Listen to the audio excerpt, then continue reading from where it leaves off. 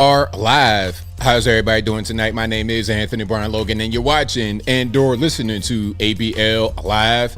Thank y'all for joining me tonight. You could be almost anywhere in the world, but you're right here with me live on the show, and I appreciate y'all for that. We got a whole lot going on all over the internet, all over mainstream media, social media, everywhere, and I don't know where to start. First of all, we got a lot of incidents with plane crashes, mishaps. The Delta situation that happened in Toronto seems to be the center of discussion. The mainstream media want to blame Trump for making cuts at the FAA, which makes no sense because the FAA is not in Canada. Even if it was, the cuts are not in air traffic control, which is what they want to link it to. We'll talk about that a little bit more a little bit later. Also, the President Donald Trump and Elon Musk interview was amazing. Shout out Fox News. Shout out to Sean Hannity for that one. A really great interview, which kind of underlines the importance of an Elon Musk in the administration. Is he the president? No. Is he going to just take over, do whatever he wants? Is he Caligula, Nero, all these guys? No. He is just part of the team, and I think that we are lucky to have him. We'll talk about that interview a little bit more a little bit later. Also, we have USAID or USAID layoffs, 8,000 of them, plus more federal government workers who are out of a job. They're talking about full sorry for them, all this, that, and the third. I'm not going to do the cha-cha slide over their firing, but people get laid off every single day. Do they get a 60 Minutes CBS segment? No, they don't. We'll talk about all those things and a whole lot more on tonight's episode of ABL Live. And of course, we got to talk about New York City Mayor Eric Adams. That's going to be a big one as well. That's going to be a huge one because we got race involved with that. Oh, yeah, we got race involved with that. And we got a whole lot of other things that we're going to get to. But shout out to you guys for being here. I really, really appreciate you guys. If you enjoyed the video, if you enjoy the content in general, please give the video a thumbs up. Like the video, share the video, do all that good stuff. That'll help me out tremendously. We got a lot going on. Again, thank y'all for joining. I really, really, really, really appreciate y'all. And I don't even know where to start. I don't even want to get into all the videos I got or any of the topics. I just want to say that I'm happy with what Trump has done so far. It's not even been a full month. We're almost at a full month come tomorrow as far as when he became inaugurated, as far as the 2020. So I like what I see. This is most certainly what I voted for. Is everything perfect? I don't think that's possible. Show me the perfect thing that exists anywhere. You're probably not going to be able to find it. If you think it's perfect, somebody else probably doesn't. There's quite a few people out here who are mad. Oh, they're protesting. You know what? I'm not a racist person. I'll judge you based on you. How do you behave? How do you treat yourself? How do you treat me? How do you treat others? I'll judge you based on that. I'll judge you based on the things that you do, the things that you say, the way that you behave, the way that you live. I'll judge you on that, not your skin color, all that kind of stuff. All right. Now, if you happen to be an 8-foot tall transformer, I might judge you a little bit like, hey, you know what? That guy needs to be at least 1,000 feet away from a school zone. Okay. Don't let that guy anywhere near a women's locker room because it's going to be a big problem. But usually 99.99% of the time, I'll judge you based on you, how you behave. That's the main thing. But what's funny is that a lot of people on the left seem to think that if you are a Trump supporter, you're an Elon supporter, you got to be a white supremacist, right? That's their main thing. White this, blackity black, woke, white. That's their main thing. But if you notice, the anti-Elon and anti-Trump protests, they're almost always 100% white. Almost always. Rarely do you see anybody else other than white liberals, especially white female liberals. That's the main demographic that I see. And again, it's just weird to me that that same group talk about if you support Trump and Elon, you're a white supremacist. Well, how many Katie's and Carla's and Cassie's do I see at these anti-Elon protests? It's it's the entire crowd. I'm like, well, if I want to find 100% white crowd, I'm going to go to the anti-Elon protest. Is what I'm going to do.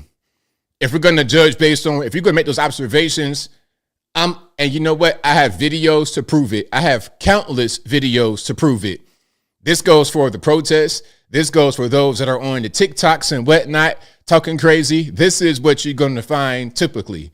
It's a lot of projection, They go to a protest, look around, and everybody looks like Billie Eilish. You understand what I'm saying? With the bulldagger clothes on and the weird makeup. That's how they look. But somehow they are the good ones and they are the diverse ones. Diverse how? Diverse in the eyeshadow that you got on while you wearing the size 42 waist baggy jeans as a 22-year-old white woman. Like, what's really going on? But anyway, we're going to get to all of that in just 1 minute. Y'all, please hang tight. Is it too cold outside for black people? Is that what it is? Well, look, let's wait till the summertime and see what the protests look like. It's going to be the exact same thing. Okay. Like what person that has any kind of brain power at all is going to go out there and protest against the government shrinking? What kind of person would protest against smart people being in office? Elon Musk, smart guy. Now, we could talk about Ashley St. Clair, the baby mama, all that kind of drama. That's one thing. That's a separate issue, in my humble opinion. I could compartmentalize. I could criticize that whole situation with baby mama and at the same time give him praise for doing good things. It's the same thing with Joe Biden. Joe Biden clearly was a bad president. He was barely present as a president. And when I say that, I don't just mean physically, I mean mentally. Okay, he might be in front of your face at a press conference, but his mind is somewhere in 1975 playing the phonograph and eating ice cream down at the beach in Delaware. You understand what I'm saying? That's where he is mentally. So he's not really there. He's not present, although he's physically in front of your face. So, you know, that's that on that. Yeah, but shout out to you guys. I appreciate y'all. We're going to get into a whole lot. We're going to get into quite a bit, a lot of videos and everything else. Oh, Slick Willie, you know, somebody mentioned Bill Clinton. It's funny because Bill Clinton, during his time, said that he wanted to eliminate 100,000 federal positions to slim down the, you know, to cut the federal force, to cut down on money, 100,000. Trump says, okay, we're going to cut USAID and et cetera. And the job loss is what, 10,000, 15,000 at best. And everybody wants to fall out. Here's my thing about that.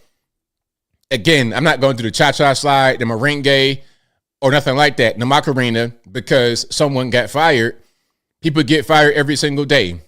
Remember when they shut down the coal mines in West Virginia, Pennsylvania, Kentucky, Ohio, probably as well. They shut down coal mines. And what did these politicians say?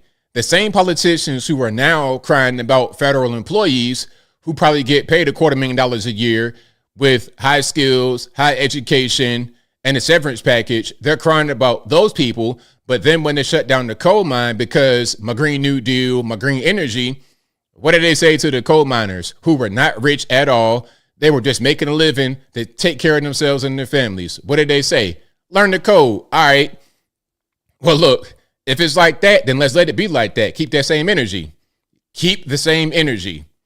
If you tell us, learn the code, all right, well, look, you learn to do something else rather than counting the hairs on the frog leg and getting paid $375,000 a year to do it. Okay. You can sell your house in McLean, Virginia, and go move somewhere else and do something to utilize your skills and your talent. That's what I would say. And again, I'm not dancing. I'm not celebrating somebody getting fired from their job. But at the same time, I'm not going to cry you a river. And if I was to cry you a river, I'd be a hypocrite for, you know, for the whole the thing with the coal miners. I'd be a hypocrite. I'm a cry for you. Like, it doesn't make any sense. You have the skills, you have the ability, and you told us to learn the code. So now shoes on the other foot, you got to wear it. You have to wear it. All right. But we got a whole lot going on. And again, shout out to you guys again for being here. Most certainly appreciate y'all. We're going to get to the videos. But y'all know first things first. Shout out to the sponsors. Shout out to you guys for watching. I couldn't do the show without you. I appreciate y'all. And if you guys don't know, this is also an audio streaming podcast. It'll be available on your favorite audio streaming platforms. I mentioned that at the top of the show. After this show is over, I'll upload it, and then it'll be available 8 a.m. on that day. So today's Wednesday. It'll be available 8 a.m. Eastern time on Thursday. And then a Saturday show, 8 a.m. Eastern time on Sunday. So look out for that on your favorite audio streaming platform. Also, please go to my sponsors' websites, patriotpost.us, your best source of news and information anywhere on these interwebs. Their link will always be in the box. Also, go to ablmerch.com. That is ablmerch.com.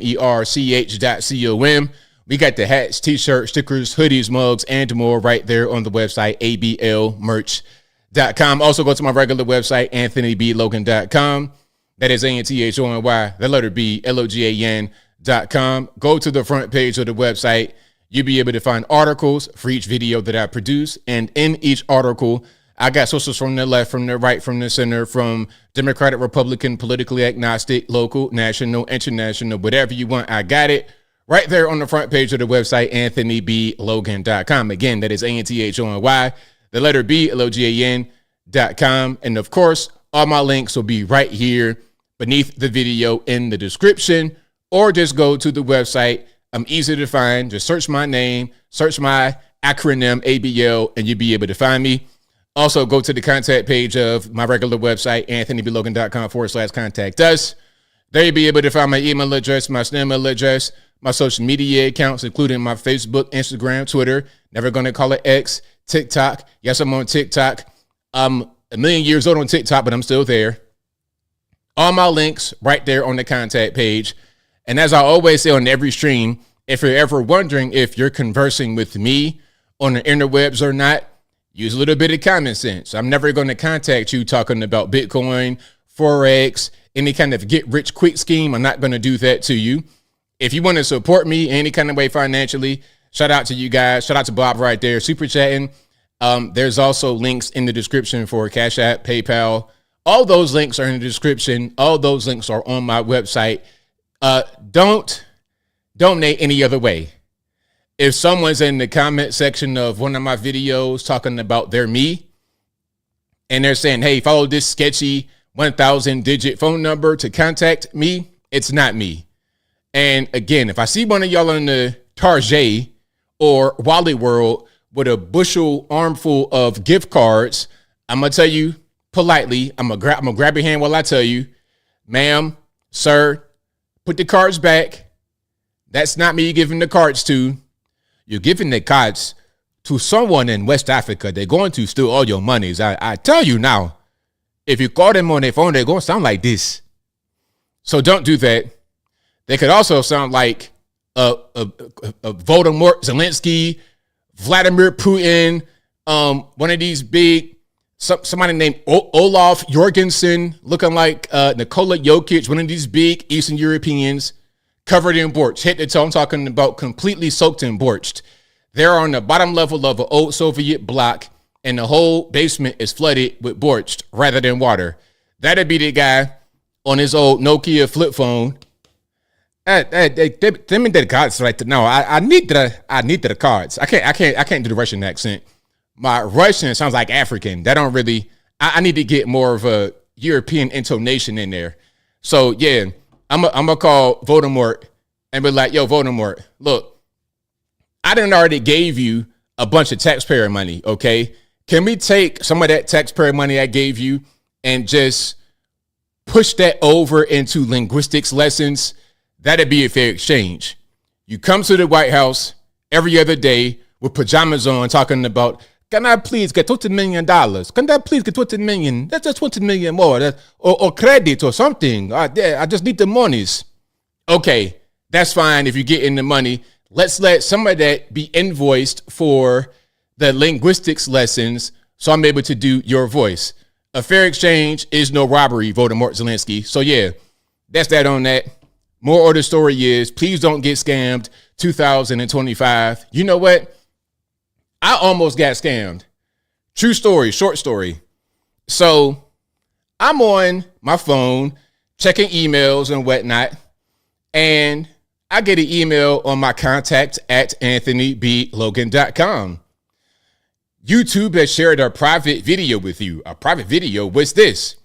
I click on it, and it's a video talking about, well, you got to review this document if you want to stay in the monetization program. I'm like, review a document? I click on my phone at first.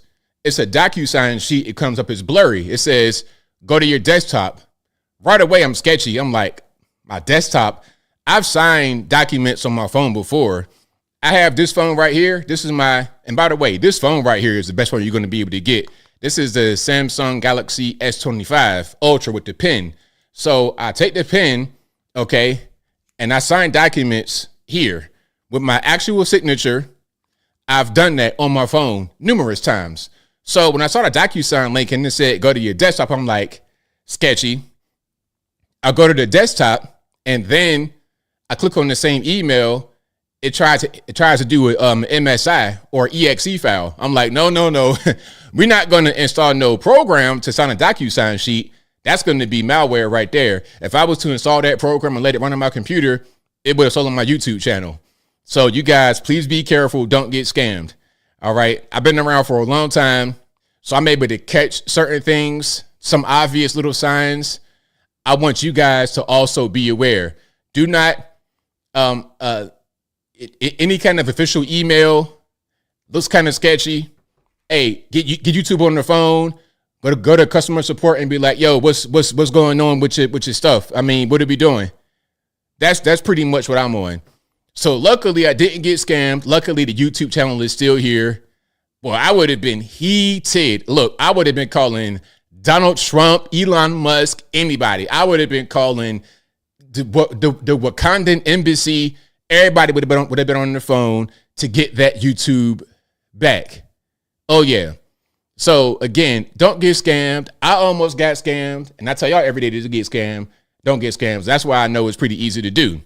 All right. But yeah, shout out to you guys. I appreciate y'all. Yeah, Peg B, that DocuSign scams going around recently. Absolutely. Am I advertising? No. I'm not advertising nothing. I'm not advertising. Look, all I'm saying is that I think it's a myth that the iPhone is better than the Samsung Galaxy.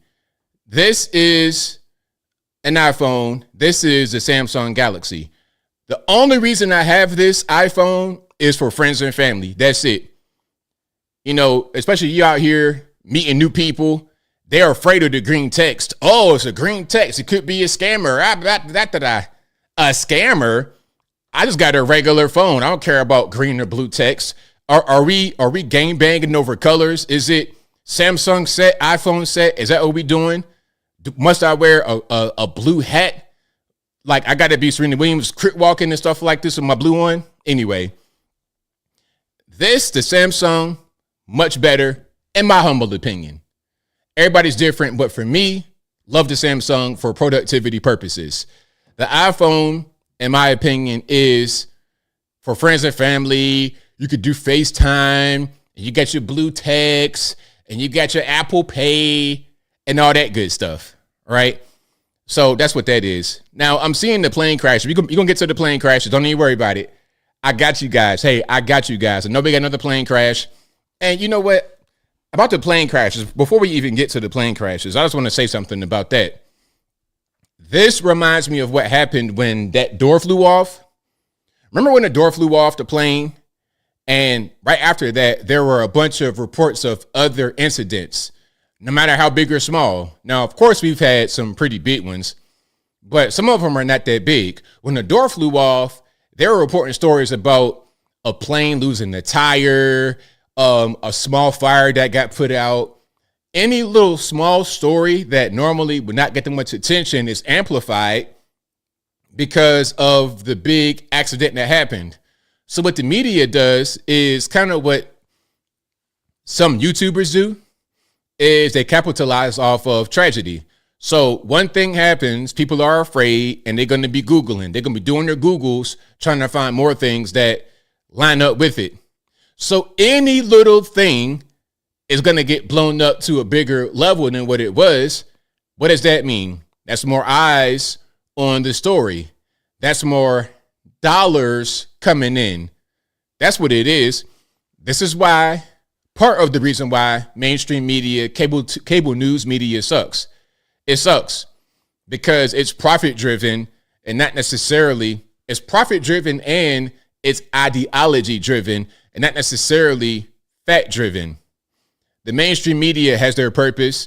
They are good at being able to break certain stories, but when they break stories, they often break them in a way that's dishonest. They'll tell a story in a way that will make you believe a different thing other than what they're reporting, especially on television. They'll be able to take a story that they write on their website or write in the newspapers. They'll take that story and then they'll report it differently on TV just to scare the normies. The normies right now, listen, the normies right now are deathly afraid of Elon Musk. Oh my goodness.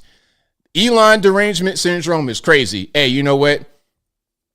I have an acronym for Elon derangement syndrome. Okay, Elon Musk, let's just say Musk Elon. List his last name first. Musk, Elon derangement syndrome. That's MEDS, meds. That's what a lot of these people need is meds. And I don't even like medication. I'm not a take a pill kind of guy. But some of these people are just crazy. Back in my day, when I was a young man, hey, here's ABL 6 Fist that cloud. Old man 6 Fist that cloud. Back in my day, people who exhibited crazy behavior, we just called crazy. Oh, he's mentally challenged. He's going through a tough time. He has autism. He has PTSD. He has ADHD. How about he has crazy? Okay. Autism, ADHD, PTSD, PhD, MED, crazy. How about that?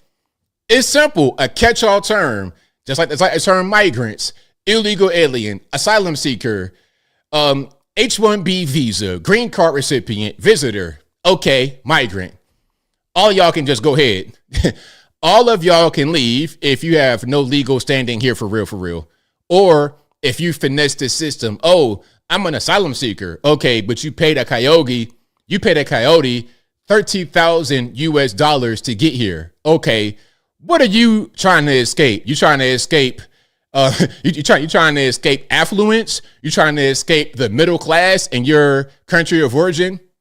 Or are you trying to escape the life of luxury? What are you trying to escape? What are you seeking asylum from?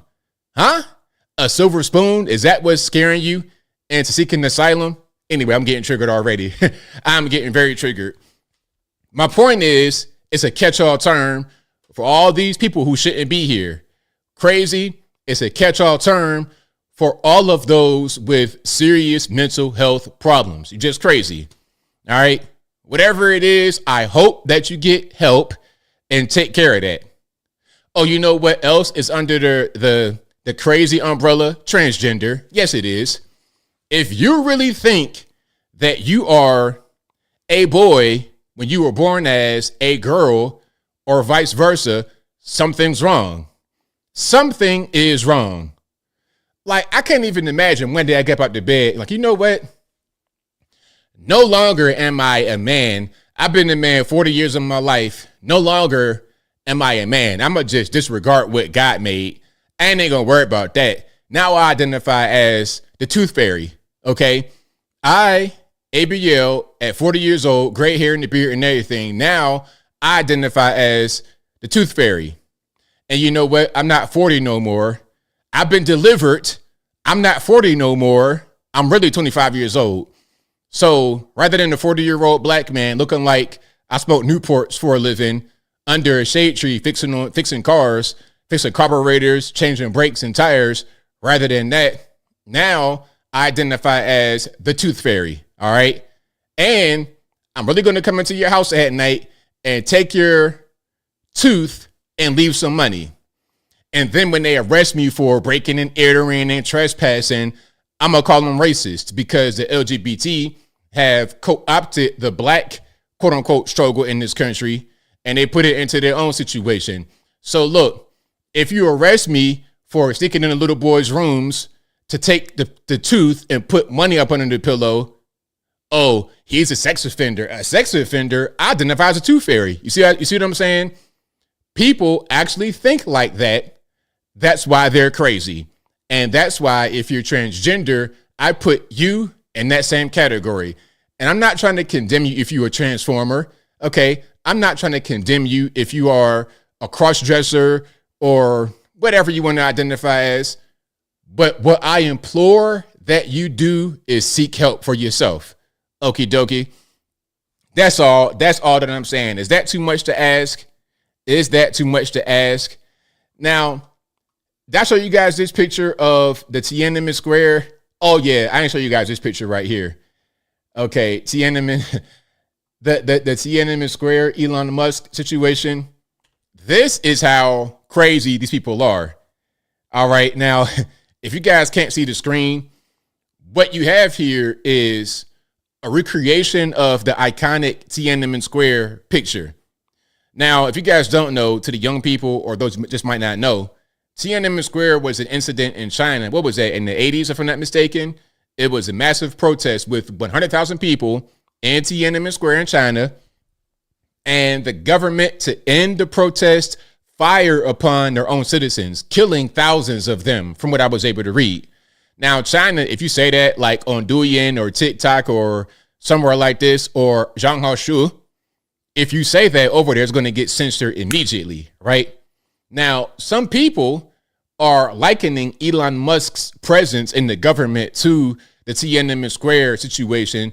So rather than the tanks that were in the original picture, you have cyber trucks, and the person standing in front of the actual cyber trucks rather than the tanks. Was it 87 or 89? Okay. So yeah, this right here, comparing Elon Musk's presence to Tiananmen Square, is ridiculous. It's totally ridiculous. Okay. And if you guys have not ever seen Tiananmen Square for some reason, I know I'm dealing with young people too. And I don't know what you guys are getting taught. Are you guys being taught about these kind of things in school? If you're like 25 years old or younger, are you being taught about Tiananmen Square and things of this nature in school at all? Okay, hold on. Let me see if I can find it. There it is. Okay. So let's put it on the screen. This is June 5th, 1989. Okay. So here is the actual picture, right? It's just a regular guy standing in front of tanks. Okay. Cause it's a protest. Okay. I'm gonna stand right here. You have to run me over. They recreated that with cyber trucks. You see what I'm saying? So yeah, RIP to everybody that died over in Tiananmen Square in China. Yeah, it was pretty rough. It was pretty rough. But yeah, shout out to you guys for being here. Definitely appreciate you. If you like what you're hearing so far, please give the video a thumbs up. Like the video, share the video, do all that good stuff. That'll help me out tremendously. Yeah, the scale is crazy, right? The guy was like a midget compared to the Cybertruck. But I guess they put the Cybertruck at this level of importance, like it is as big as a tank when it's not. It's it's a regular full-size truck, not a tank on the road. Did he get killed as well? Not surprising. Not surprising. All right. Now, speaking about the protests or protests in general and Elon Musk, here we have modern day protests. Now, someone has a sign with Trump and Elon drawn on it, and they have something that looks pretty crazy right here up under their necks, right? And it says "off with their heads." You want public and RP to the headphone users. Let me start from the top. You want public execution of Donald Trump and Elon Musk? Yes, please. You want public execution of Donald Trump and Elon Musk? Yes, please. Now, again, when you see these protests, you're going to see a common thread. If you see anybody that looks like me at all, y'all let me know. But for the most part, you're going to see Starbucks Katie's. That's what you're going to see completely. This is the resistance. This is the resistance. All right. Let's keep on rocking and rolling. This is an anti-Doge protest in D.C. It says demonstrators are seen dragging effigy of President Trump dressed in prison attire with a noose around his neck. Old school lynch mobs, the same old people. Hey, it's the same old lynch mob people who were around during Jim Crow and stuff like this. It's the same old people. There's nothing new up under the sun.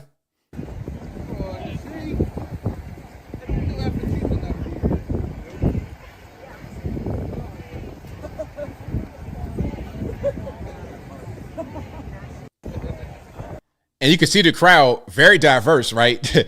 Very diverse. Very, very diverse. Anyway, let's keep on going. Hold on, I don't want to get to the plane stuff yet. Let me just get back to where I was. Yeah, there we go. Let me put that right there for now. And then this was a crazy protest here too. Now, you guys gave me the white liberal translation. I did not understand their quote, their chant when I first heard it. I think I remember what you guys said. I'm going to play it and try to remember as I hear it.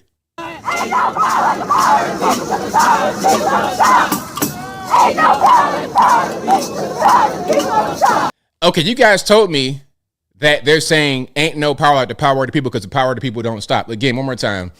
Ain't no power like the power of the people because the power of the people don't stop. That's what you guys told me.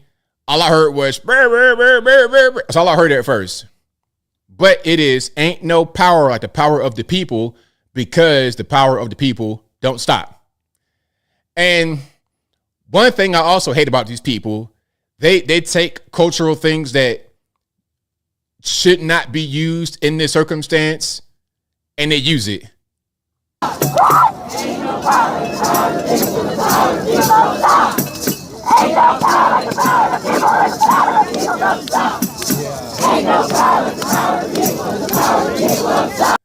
Okay, and then there's some signs here. The signs say, stop the fascist coup. Hormones change your sex. Well, I have a news flash. It's unfortunate. It's an unfortunate news flash, I suppose. But hormones do not change your sex. Look, you're born as a man. You're going to die as a man. When they discover your bones in a million years, they're going to say, here lies a male, a biological XY male. Whatever you identified as, however you lived your life, whatever your race was, it don't even matter. Here lies the bones of a male. That torso, upper body will give it away every time. Your big blocky jaw, all of that will give it away every time.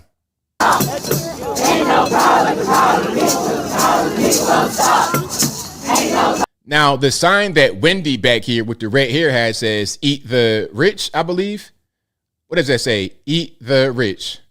They love saying that. Meanwhile, their parents would be rich. Everybody out here, it's like, how are you protesting on a Tuesday afternoon? Do you not have anything to do with yourself? Do you not have anything to actually do in your life? Nothing that needs to get done to have you function in society? I don't really understand. Now, this person has a sign from ACLU that says, we the people means all of us. It does mean all of us. And guess what? All of us who were able to vote, who had the right to vote, decided whether we're going to vote or not. We made that decision, and the decision that we made said that we're going to vote for President Trump.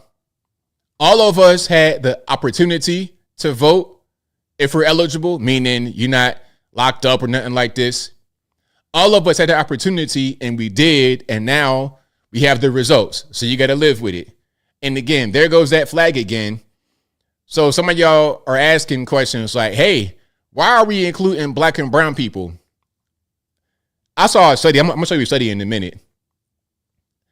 But the reason why they include black and brown is because they can attach themselves to the black struggle in this country, black history in this country. They attach themselves to that to push forward their own perverse narratives. So whenever we say, hey, man, you can't be doing that, they'll say, you know what? If you don't let us do this, you're racist. That's a weapon used against you.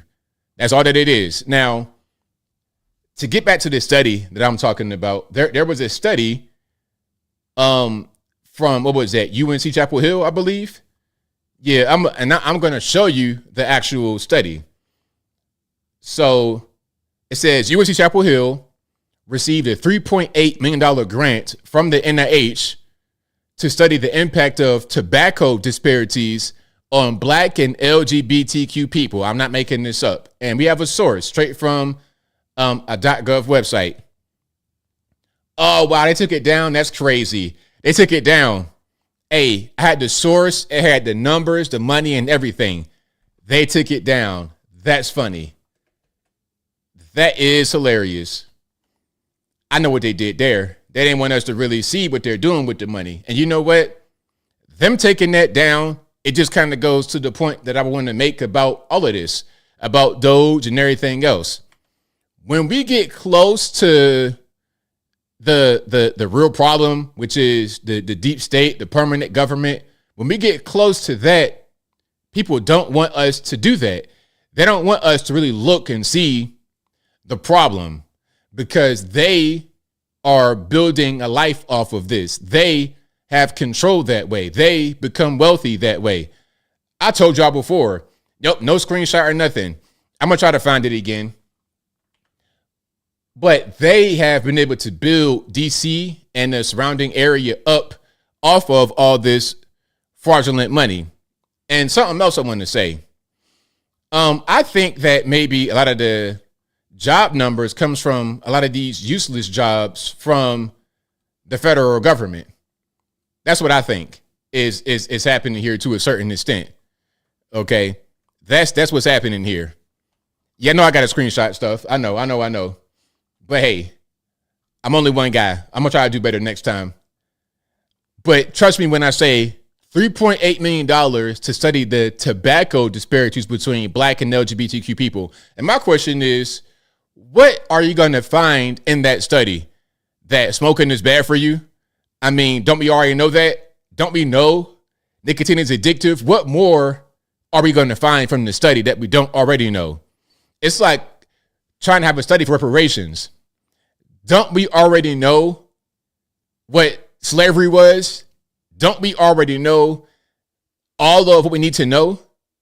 What are we going to actually do what are we going to gain from this study?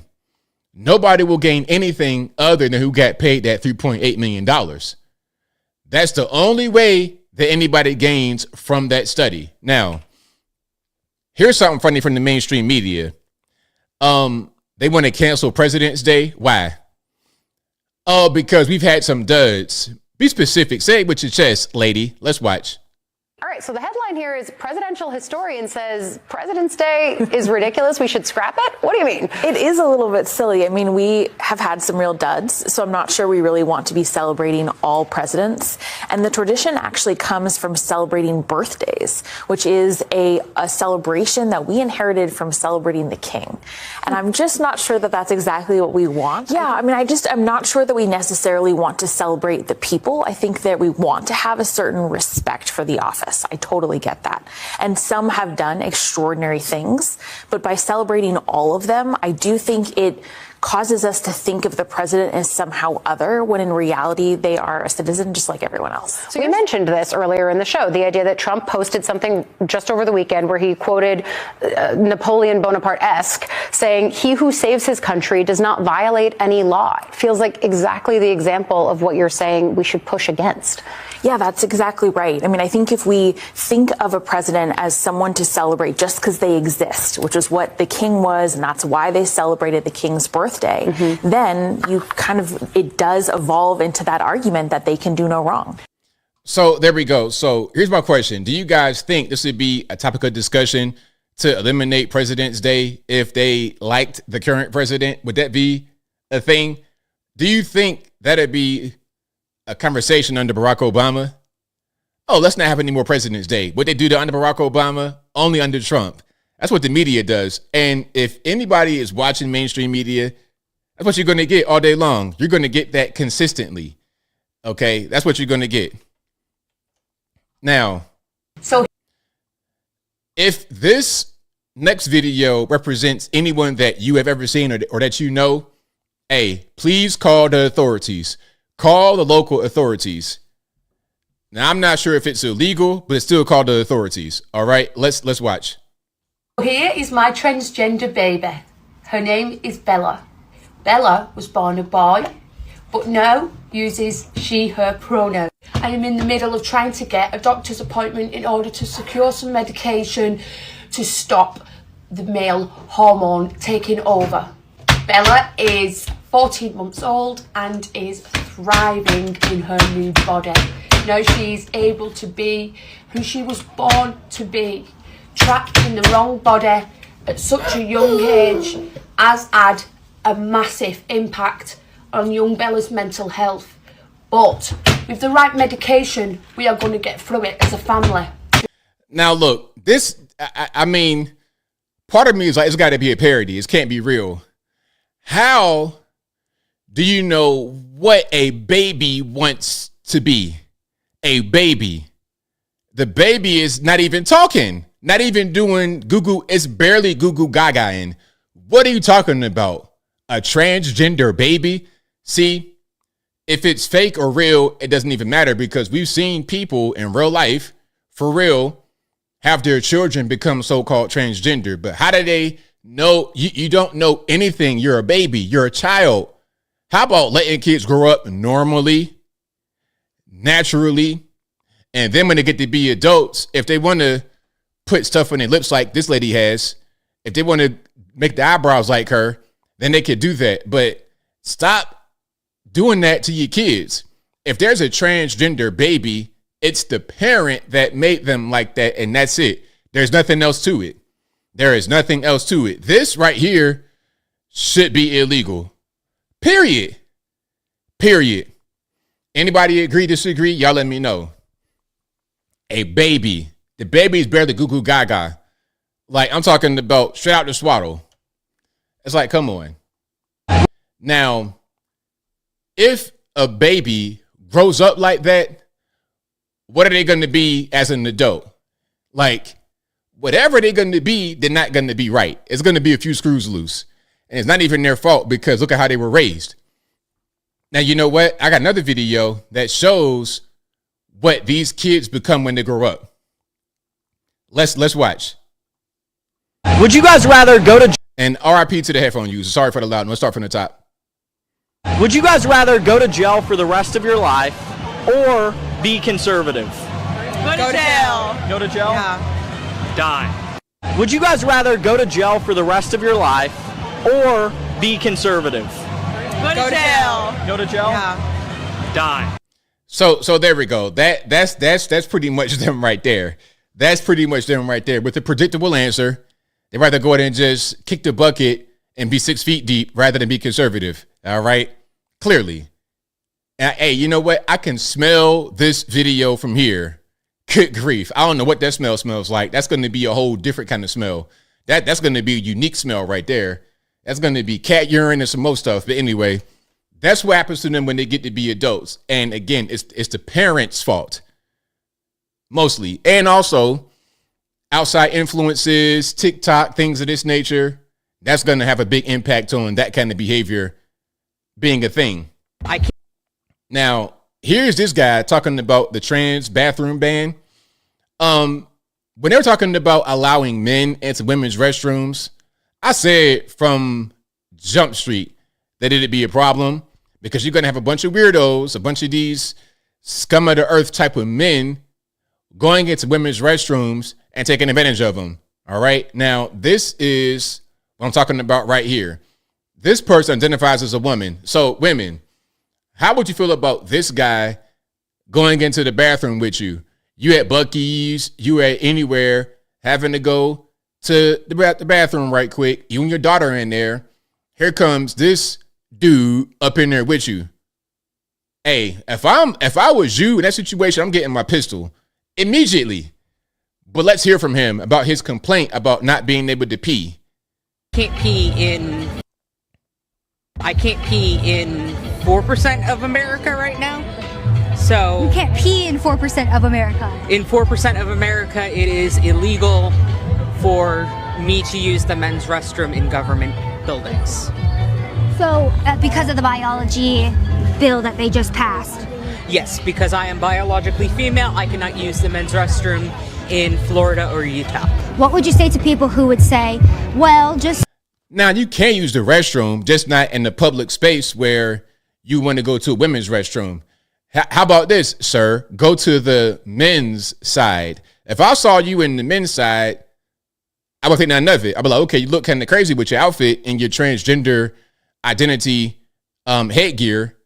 You look kind of crazy, but you're a man, so I wouldn't think nothing of it. Hey, man, go ahead and do what you got to do. All right? Just keep your pants around your waist at the urinal, sir. use the family restroom or a gender-neutral restroom if it's available? Like, what would your thoughts on that be? What am I supposed to do if there isn't a gender-neutral restroom available? Go to the men's room. Men's room. That's where you're supposed to go, the men's room. Am I supposed to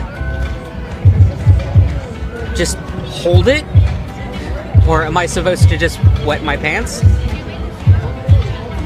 Literally, there's no point to it other than to keep trans people out of the spaces they belong in.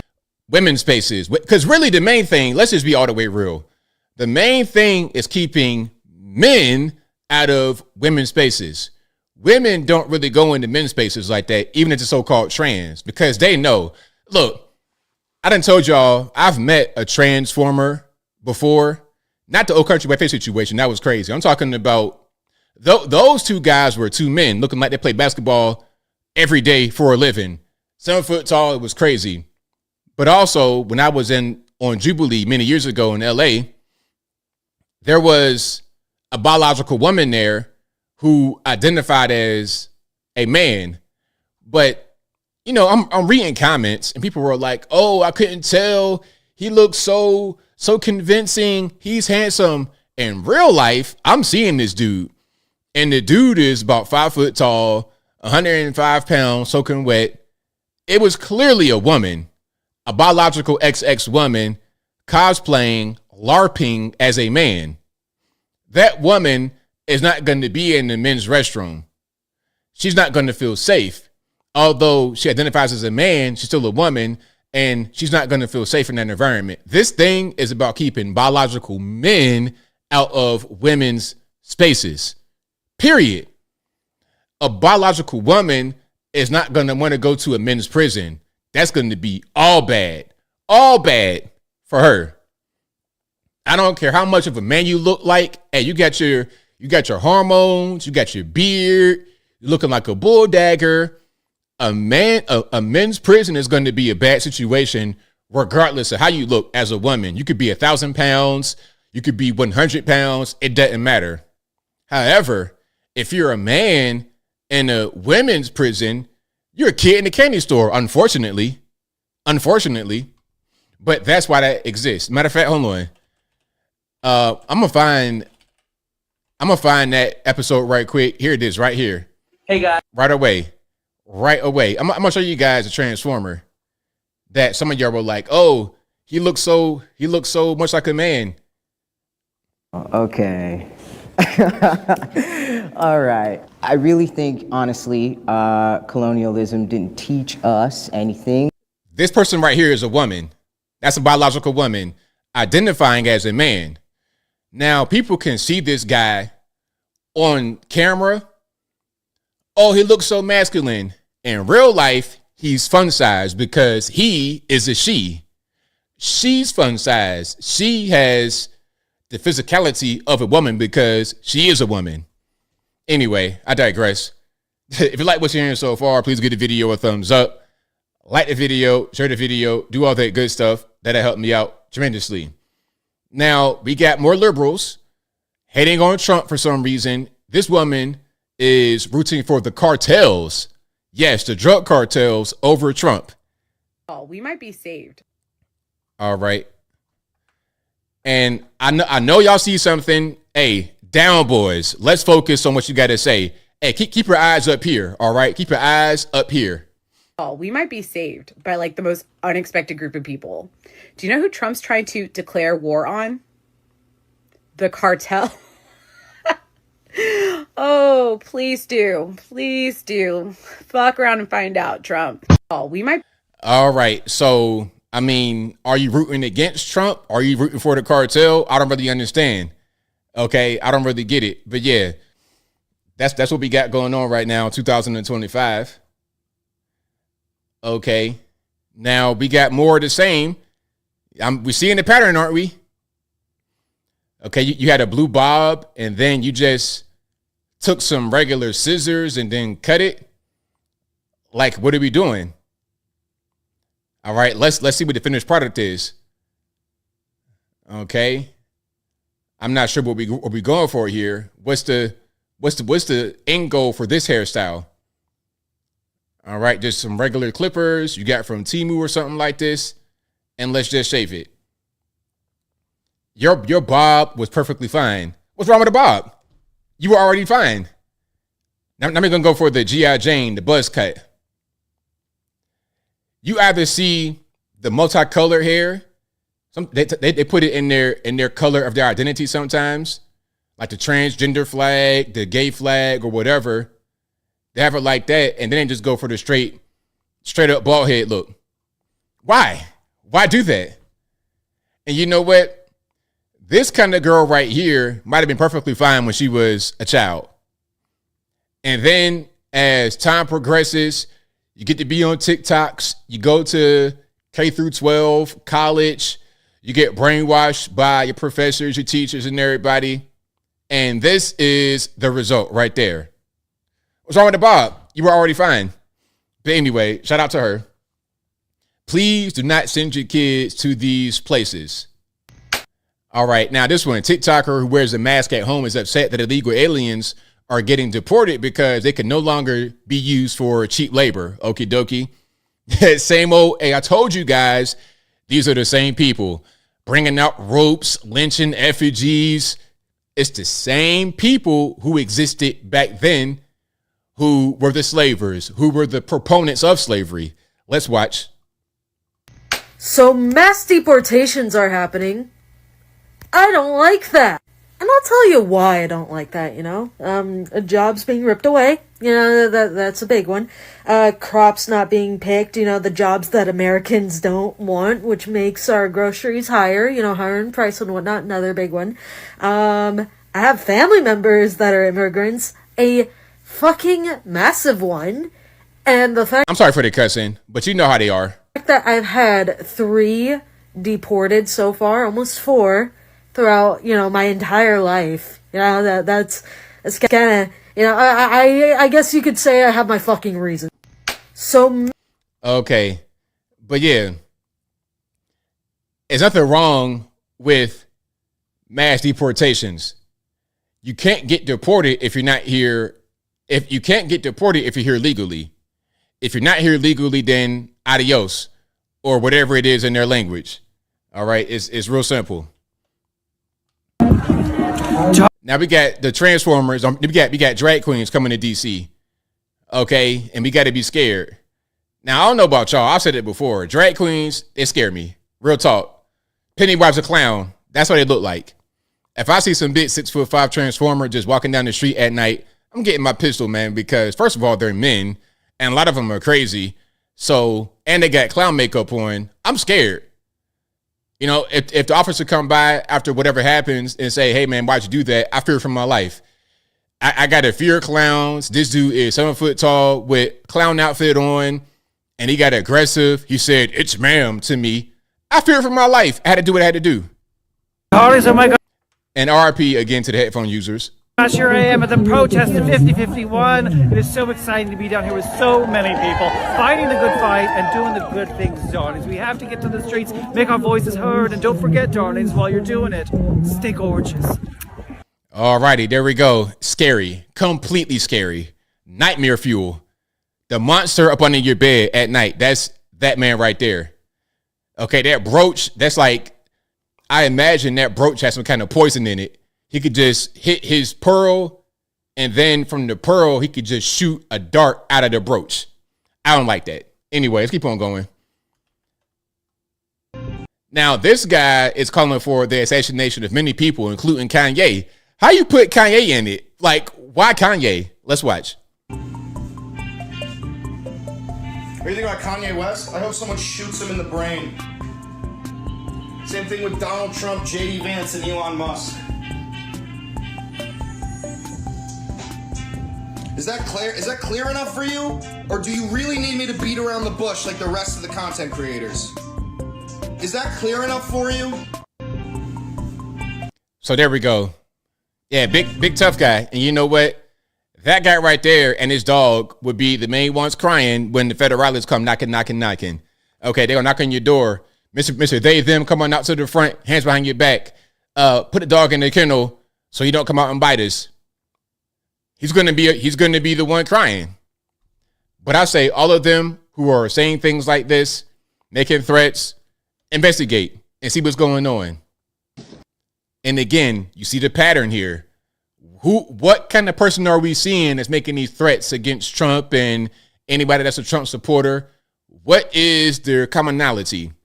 But I was told that if I support Elon Musk and Donald Trump, that I'm a white supremacist. That's what I was told. But I can't tell. I woke up and chose violence against the Red Hats today. I will wake up and choose violence against the Red Hats every day. There we go. Another one. That is the face of the left right there. Oh, we got one guy. Listen. He might be a little bit ambiguous or something like this.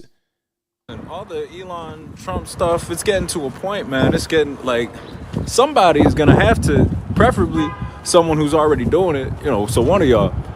But somebody's gonna have to just throw their life away on this one, just kind of take one for the team, just somebody has got to just, kind of get in there and go make. But see, look, you encouraging it. If somebody tries to do it, they're going to come get you too, because you are part of the problem. You're encouraging the behavior. All right. You're encouraging the behavior. They got to come get you too. Straight to Gitmo, big rocks, little rocks. Make history. You know who you are. So just buck up and. All right. So we got one kind of black guy talking crazy. Hi. Now, these people, this batch of protesters are teachers. This is a teacher. Okay. And look, she couldn't be any more of a Starbucks Katie if you tried. From head to toe, Starbucks Katie with a cup of Starbucks in her hand. Let's watch. Hi, my name is Kirsten, and I'm marching for our democracy. Yeah, so what has Donald Trump done that threat? Okay, well, her name is not Katie. It's Kirsten. Same thing. And this might not be Starbucks, or maybe it is. Maybe that's Dos Bros or one of them other kind of coffee shops. But that's her. This right here, like I said on the internets earlier today, this looks like if you asked an AI engine to draw an Elon Musk protester. That'd be her right there. The LGBT flag, the Starbucks cup, the updo voice, the puffer jacket, everything white, female, everything is perfect for what it'd produce. Friends democracy, you think? Everything. I mean, he's going against the LGBTQ plus community, which is what I'm a part of. He's going against my immigrant neighbors. He's going against the other teachers and like our safety in the schools, everything. So tell me what rights you think have been threatened. Now, is she going to answer the question, or is it going to get violent?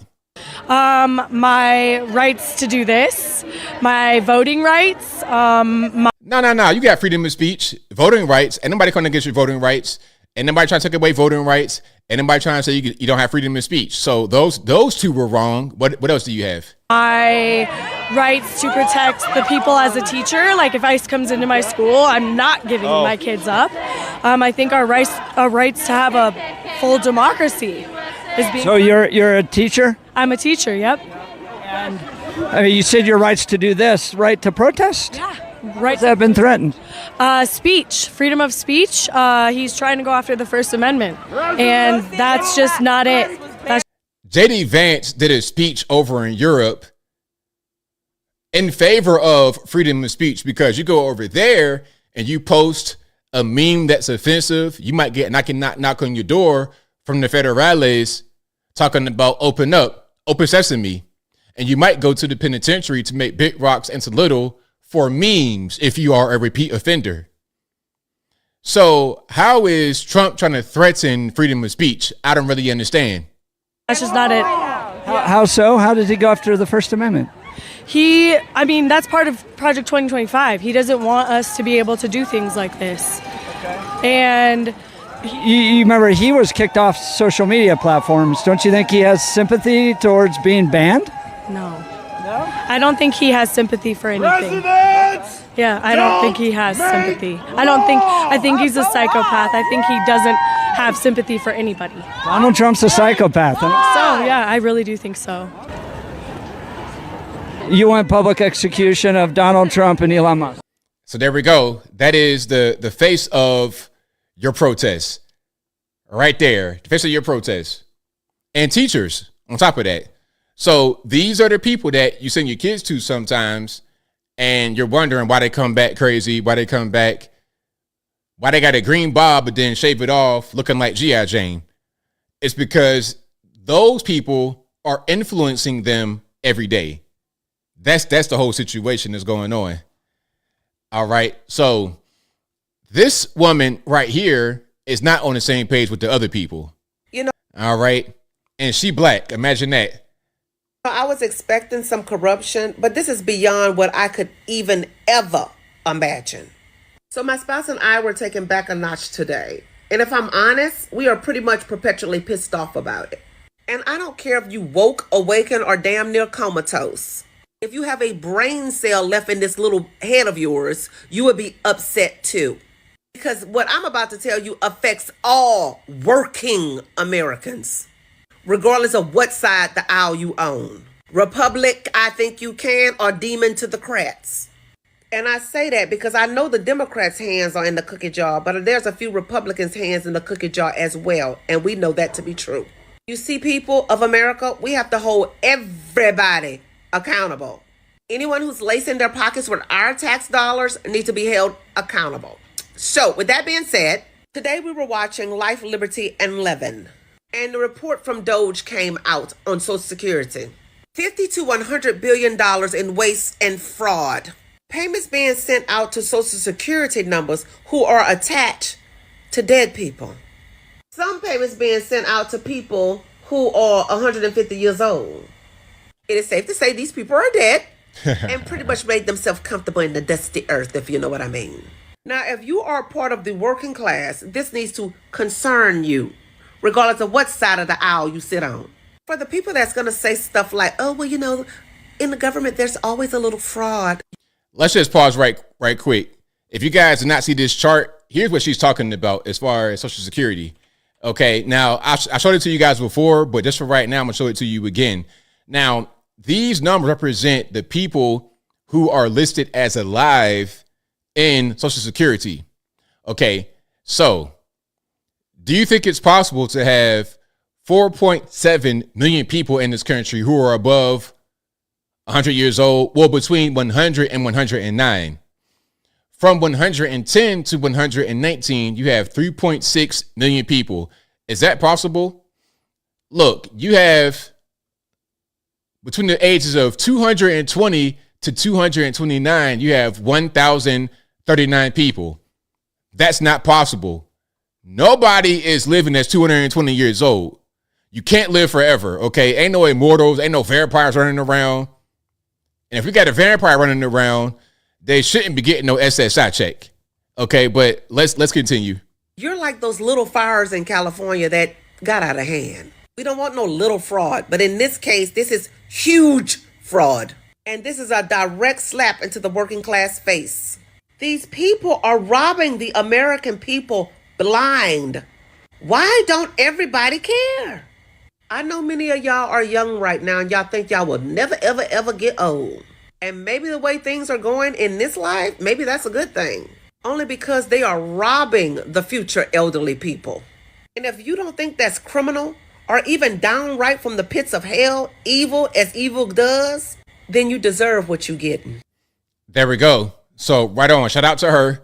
Shout out to her. People are waking up. People are starting to see. Because the thing about it is, if you're not blinded by ideology and you see what's happening, you see what Doge is uncovering, you can't actually ignore it. If you're about reality and not blinded simply by ideology, you're going to see what's in front of you and like, hey, what's going on with that? Why are we spending billions upon billions upon billions on this? Why are we letting in all these illegal aliens, and why did they get so much money? How are they able to get all these taxes and things of this nature? Why are people saying that it's okay for them to sometimes steal identities and get money like that? But if an American citizen does it, that's called identity theft, and you go to the penitentiary and y'all know what to do. Why is it okay for them to do it, but not for us to do it? If you're here in America, you got to follow our laws. Why is that so controversial? Now, this was funny. So Caitlin Collins of what is she on? Is it CNN? Hold on, make sure I'm saying the right thing. Caitlin Collins of CNN. Okay. Yeah, if you guys don't know who she is, let me put a picture up right quick. This is Caitlin Collins, another white female liberal. I'm just saying that's the pattern that we see. Although they tell us that if you are a Trump supporter, you're a white person and you're a white supremacist and you hate black people. That's a narrative. Okay, this is Caitlin Collins. All right. Now, Caitlin Collins posted a link for Luigi Mangione for fundraising. She posted that. So the tweet says Luigi Mangioni's legal defense team has launched a new website today, and she posted the link. Now, look, we're in the news business. I understand. I get it. But you can talk about him raising money and things of this nature without straight posting the link. You are advertising for him. So let's watch this clip. On your cabinet, sir, we saw Robert F. Kennedy Jr. get confirmed. He's going to come in here and be sworn in. Mitch McConnell has now voted against several of your nominees. He voted against RFK Jr. as the next health secretary, citing conspiracy theories. What's your reaction to that? Well, I feel sorry for Mitch. And I was one of the people that he wanted to go to the end and he wanted to stay leader. He's not equipped mentally. He wasn't equipped 10 years ago mentally, in my opinion. He'd let the Republican Party go to hell. If I didn't come along, the Republican Party wouldn't even exist right now. Mitch McConnell never really had it. He had an ability to raise money because of his position as leader, which anybody could do. You could do it even. And that's saying a lot. But the fact is that he raised money. Hey, man. Hey, it's okay to smile, bro. It is okay to smile. Don't let them bully you into not doing what you want to do. It's okay. It is okay, bro. I promise it. Now, if you guys didn't catch it, that was Caitlin Collins asking the question right there. Okay, that was her asking the question. The woman I showed you, that's her asking the question. And that was her tweet supporting Luigi Mangione, who was the guy who deleted the United Healthcare CEO. She posted a fundraising link for him. So obviously she's on his side. She's on his team. And then when Trump hit her with that, my man right there gave a little smile. I see you, bro. It's all good, man. It is okay. That was funny. You got to admit it. So shout out to Trump yet again, keeping it all the way real. All the way real. Shout out to him. All right. Now, another teacher, okay, talking about, oh, well, ICE going to raid schools. Listen, this is the media doing it again. Remember that story from a few weeks ago, a few days ago, whatever that was, where they said that ICE had raided a school in Chicago, which didn't happen, or they tried to raid it. They went to the front and then they were not allowed in. It was not ICE. It was Secret Service because one of these kids crashed out over TikTok, made a threat against the president, so they went to investigate. That's all that happened. They gave him a business card, and because it said Homeland Security on it, they said, oh, that's ICE. But it was not ICE. People like this hear the first part. They don't hear any kind of clarification. They don't hear any kind of context, and they go based off of that. So now he thinks that ICE is raiding schools, looking for Dora the Explorer and things of this nature. So his caption on his little TikTok says, ICE can now raid schools. Try coming for my kids. I'm trained to take bullets for them. I'm not scared of your little uniform. Okay, nasty music. Let's not play that. Now my question is that a woman that's on hormones? Like, I don't know what's going on. All right, I can't really tell what's happening. Because the beard activity looks kind of unnatural, okay? It looks like if I was to draw a Bart Simpson when I was 5 years old and I wanted to put a beard on it and a mustache, that'd be what it is. A little squiggly line. action, that's kind of what it looks like. Again, mentally ill. That's why they do stuff like this. Okay. But anyway, yeah, shout out to that. Again, a teacher, yet again. Do you want your kids in his class or her class or whatever this pronouns classes are? Now, another professor, this person is a professor at, Springfield College in Massachusetts. Okie dokie. And it says that she reportedly gave students an assignment during a trauma and crisis counseling class to watch this video and submit a DEI reflection. The video teaches that meritocracy does not exist because the U.S. was founded on white supremacy. All righty, let's watch. The lie of DEI. Let's talk about the lie of DEI, okay? And most importantly, the lie of meritocracy, because we've been trying to tell y'all for centuries that meritocracy does not exist under the system of white supremacy, under the lie of white supremacy and its systems of whiteness, these racist systems that have been in place since the founding of this country. There is no meritocracy. Okay, look at not only the president-elect, look at the cabinet members that the president-elect is choosing. Look at this new administration that's coming in. Talk about didn't earn it. Talk about didn't earn it. Talk about white privilege hire, white supremacy hire. Like, these people bought their positions. They literally bought their positions in the White House. They bought. So, I mean, who are you talking about? Name a name, because we talking about Elon. I mean, come on, Elon, love him or hate him, you can't deny him. You can't say that the guy's not accomplished. Trump, same. You can't say Trump's not accomplished. I don't understand. It's just weird. It's just really weird. Meritocracy does exist in this nation. Hey, all right, you want to play basketball? You want to be in the NBA?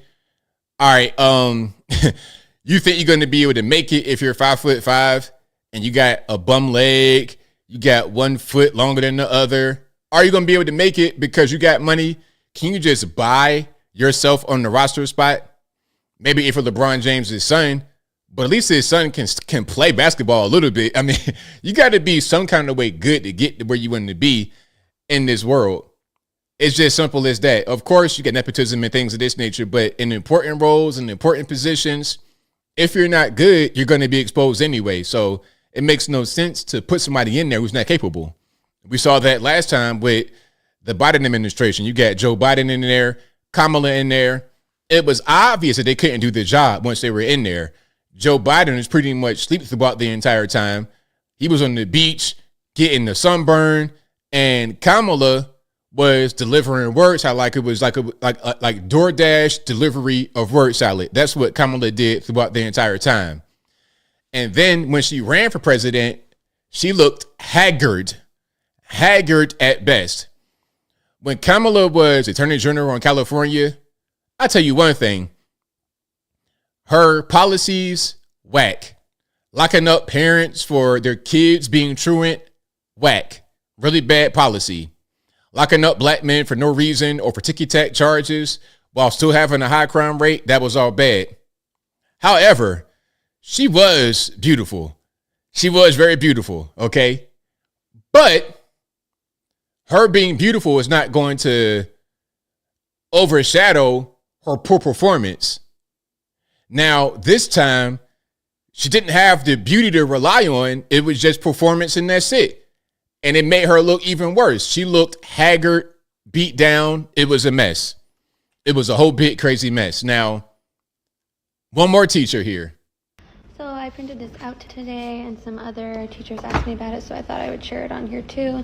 This is from FIRM, the Fair Immigration Reform Movement. It's frequently asked questions for school officials, what to do if ICE shows up at your school. So I have this in my classroom now, available to me and kids, anyone. I think it's a good idea for teachers to have this available to them in their classrooms at this point. So I have that. I added it to I have it along with my other document that I have here, which is laws supporting LGBTQIA plus students. This is specific to California. I'm going to turn my camera around. Oh, California. Yuck. Now, look, I ain't going to play this whole thing, but she appears, if this was a different time if we weren't such a woke time, like if she was not in this woke time, if she was not in California, she could be a perfectly fine teacher. Okay, perfectly fine teacher, regular normie teacher. But because we got all this stuff going on and she didn't buy into it, now we have a woke warrior. That's what's going on. That's what I see right here. Soft-spoken, regular, kind lady trying to teach kids, but you're brainwashed by all the leftist stuff that's happening right now in the country. That's what I see happening right now. But anyway, yeah, California sucks. If you live in California, shout out to you. Hopefully your neck of the woods is okay and not touched by the California virus as much as, let's say, Los Angeles is. Hopefully you guys are good. Now, speaking about viruses, you guys in these eggs, my question is, what do eggs have in them that is so important that you got to be out here fighting like old school Black Friday? What is the purpose? Tell me the science behind eggs. If you eat 1,000 eggs a day, can you live longer? Like, I don't understand what's happening.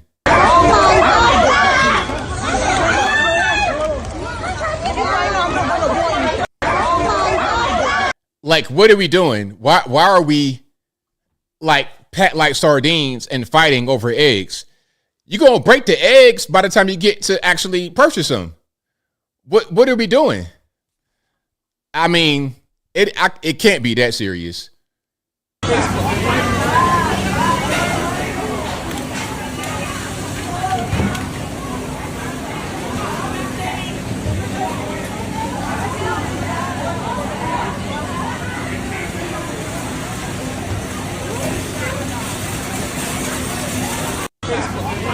And look, she was getting ready to drop him right there.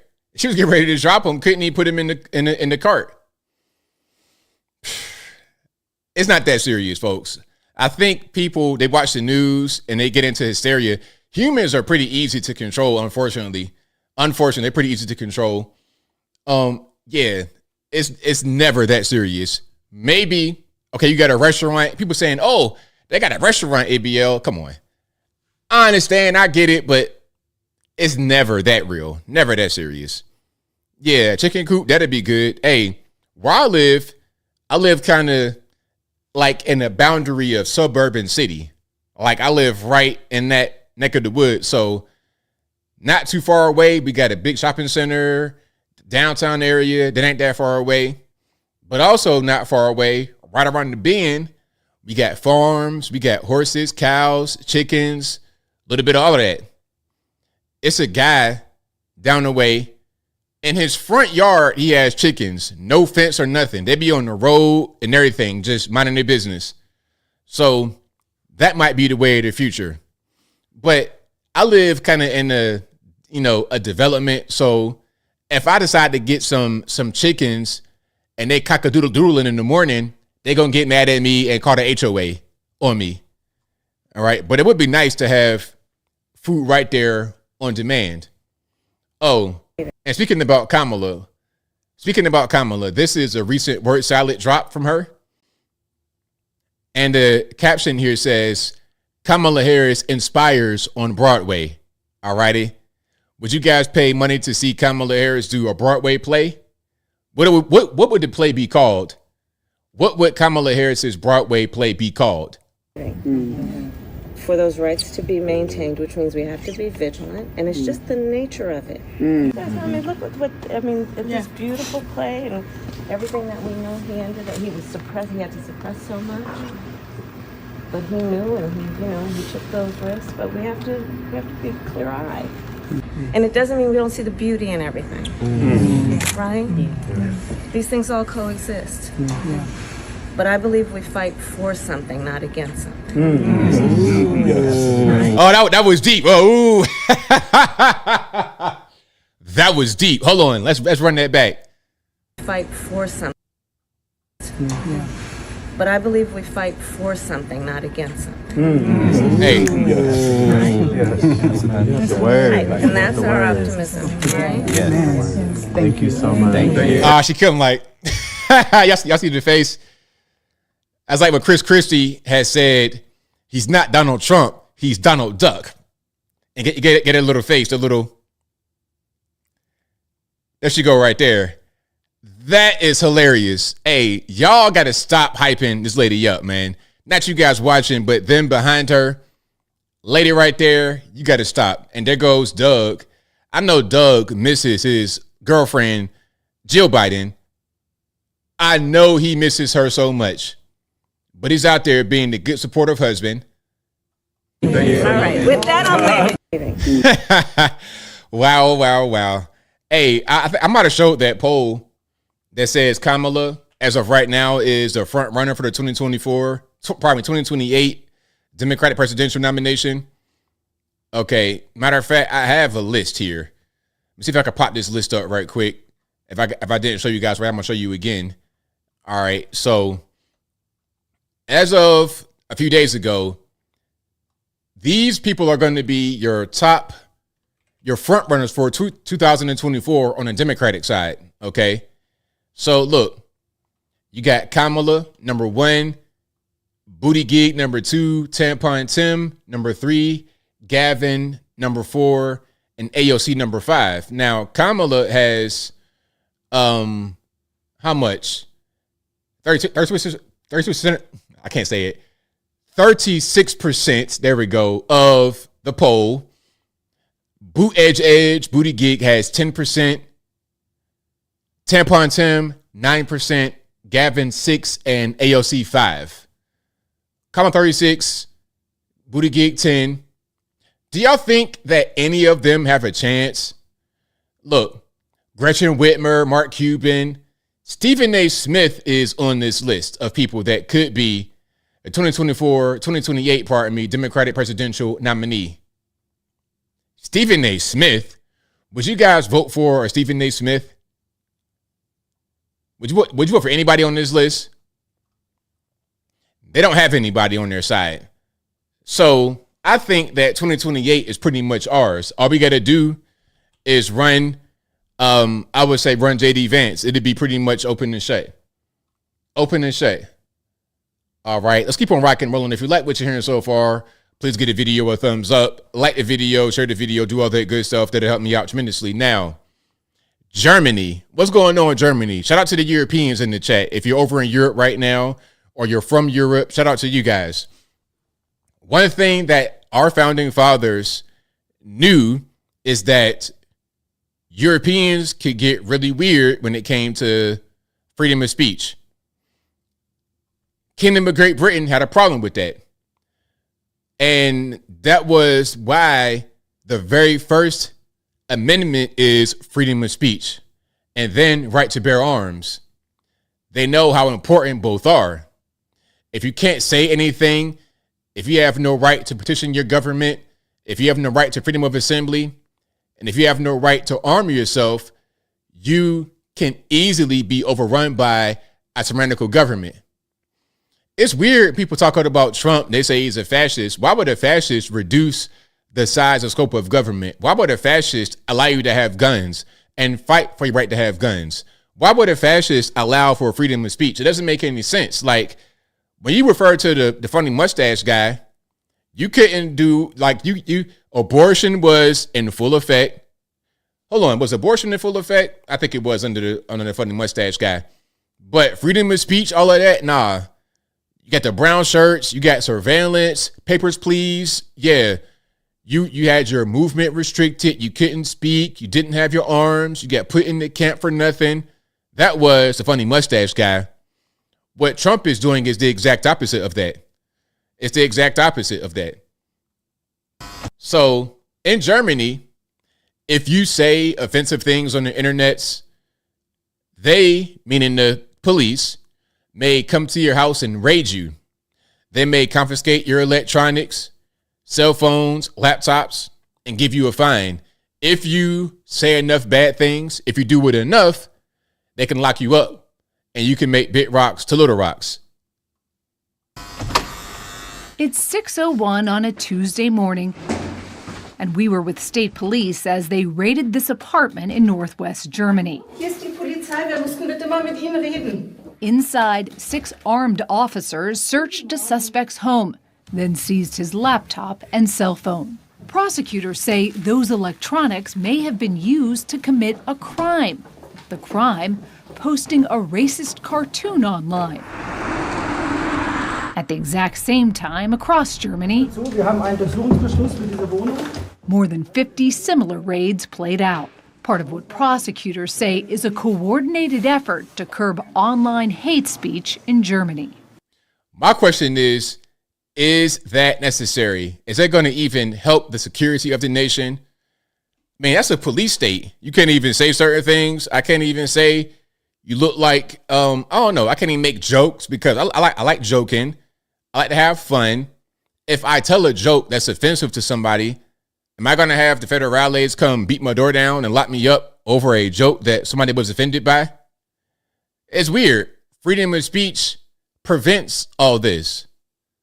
Now, if you get online, make a threat talking about, yeah, I'm going to blow this up and blow that up and shoot this and shoot that, well, that's different. A joke, a meme, things of this nature, come on. Like, let's be serious. Let's be for real. But that's Germany for you. It's illegal to display Nazi symbolism, a swastika, or deny the Holocaust. That's clear. Is it a crime to insult somebody in public? I got to pause right here because 60 Minutes loves doing copyright strikes. Yes, it is. It's a crime to insult someone in public. And it's a crime to insult them online as well? Yes. The fine could be even higher if you insult someone in the internet. Why? Because in internet, it stays there. If we are talking here face to face, you insult me, I insult you, okay, finish. But if you're in the internet, if I insult you or a politician, that sticks around forever. Yeah. So, I mean, why does it matter though? I mean, and then, okay, so if the fine could be higher for online insult, then would it also be higher if you have a big account? So let's say somebody with no followers says something compared to a guy with 10 million followers. The impact is different. So would the fine be different? Am I going to be penalized for having a big social media following if I say a thing that's offensive? The prosecutors explain German law also prohibits the spread of malicious gossip, violent threats, and fake quotes. If somebody posts something that's not true, and then somebody else reposts it or likes it, are they committing a crime? Yeah, in the case of reposting, it is a crime as well, because the reader can't distinguish whether you just invented this or just reposted it. So if I retweet a joke that's insulting, then I also get locked up. I didn't even say it. I just thought it was funny. So if I retweet it, so what if I favorite it? If I favorite it, or if I save it, or what if I email it to somebody and then they see it? Are you going to be able to subpoena my email records and then see if I mean, that's Germany, man. That's Germany. And see, that's what I'm talking about. That's that stuff that we have gotten away from. That's that Karl Marx. That's, you know, that's still there in Germany. A lot of that is still going on. All right. The old Soviet type stuff, it doesn't work it didn't work then, it doesn't work now. Not in the least bit. All right. Now, we got some good news from North Carolina. We got Trump in office, and he's paying that state some attention out in the Western Mountains. He's paying them attention, and he's getting things done. As I was saying from the beginning, 80% of the open cases that they had got cleared within the first, week or two? Let's see what's happening right now out in North Carolina. Kevin Halford lost his home in the flood. We met him at a mobile soup kitchen supported wholly by the people in the community. I spent 4 hours during the flood underneath the overpass up here. Once it stopped, I was able to get out, saw that the river down here had taken over the main road. There have been a lot of donations and a lot of help from individuals, but as far as what you expected from the state or the federal government, where does that fall?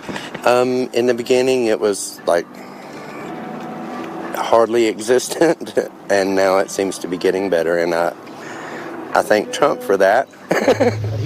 Within weeks of the storm, then candidate Trump made a stop and a promise. I will support and totally complete the rebuilding of every region and town and city that was devastated by the hurricane, and I will slash through every bureaucratic barrier that you're having already and having problems with right now, I understand, pretty badly. Mike Stewart was there that day, the man behind Trump in the white hat. Everything's gone. It was over here. He owns a storage shed business that washed away in the flood. Oh, this is where the storage lot was, right there. Then candidate Trump, he said that if he were put back in the White House, that he would help. He would fix this. Yeah. What did you make of those comments at the time? I stood face to face with him and was able to look him in the eyes and try to get a sense of sincerity, whether he was for real or whether he was a politician talking. And my sense was he was for real. He was the only one that had the dust from Swannanoa on his shoes. But he made the promise, if I get elected, I will be back and we'll get this area taken care of. In January, just days after the inauguration, President Trump returned. Today, here I am to deliver on that promise, and we have a lot of things in mind, and we're getting the Army Corps of Engineers all set. You need your riverbanks fixed, you need a lot of roads fixed, and we're going to get it done in rapid time. And just days ago, the sound of progress. The Army Corps of Engineers, along with contractors and county crews, cleaning roadsides and removing splintered trees and debris from the Swannanoa River. Now, look what can be done when you vote the right way. Look what can be done when you vote the right way. Do you guys think this would be happening under the Biden administration, under Pete Buttigieg or Kamala Harris? Would this be done? I think not. Even the cab of an 18-wheeler is finally out of the water. The executive order told us to go faster. We heard it loud and clear. The governor told Colonel us to Brad go faster. Morgan is with the Army Corps of Engineers. Within the last week or so, we've really been able to clear a lot of bottlenecks to get a lot of the permitting and a lot of the other coordination finalized, and that's enabled us to get started. There we go. So again, shout out to the President Trump, for following up on his promise. It wasn't just an empty campaign speech, a talking point, an empty promise. He showed up and delivered. And there we go. So yeah, shout out to North Carolina. Shout out to you guys for making progress up there, up in the mountains. All righty. Now, Delta plane crash. There was another plane crash. What was that, in Arizona? I think that just happened. Yeah. So, but it was a small regional airport. It was two planes colliding there. Now I'm going to read some of this here. All right. This again is out in Arizona. All right. Let's watch this. The FAA and the NTSB are en route to the scene here. So it says at least two people are dead after two small engine planes collided midair at an Arizona airport. That's Marana, Arizona, small regional airport. Okay. And the airport is currently secured and locked down. So they'll be, it's closed. Yes. Okay. It's going to be an extended period, but as far as an exact time frame, I don't have that. The airport is an uncontrolled field, meaning it does not have an operating air traffic control tower. Like I said, these are small little planes. You see the size of the planes. Like you can see the size of the plane right there compared to the vehicles. These are really small little Cessna type aircraft. All right. The National Transportation Safety Board, NTSB, is investigating the incident. Okay. So that just happened a little while ago out in Arizona. Again, these are two small planes. Two people died after colliding midair at a small regional airport. So it's nothing like a Delta plane crashing in Toronto, Ontario, Canada. Okay, but let's get to that one. Now, this is footage of inside the Delta crash in Toronto after the plane was upside down and people escaped. And again, there were 80 people aboard, no deaths or any serious injuries.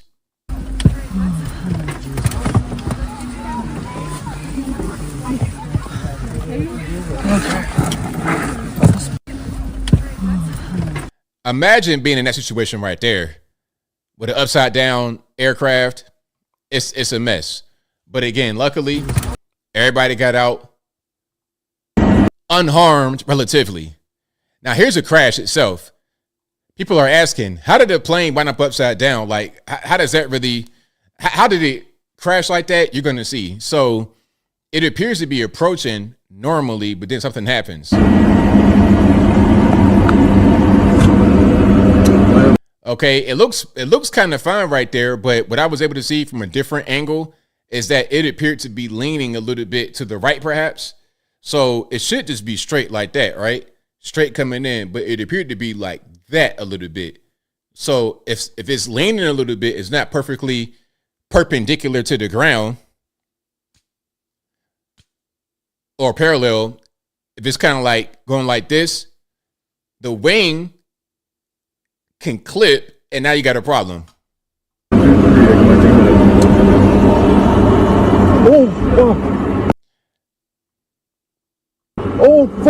So you can see what happened right there, right? Hold on.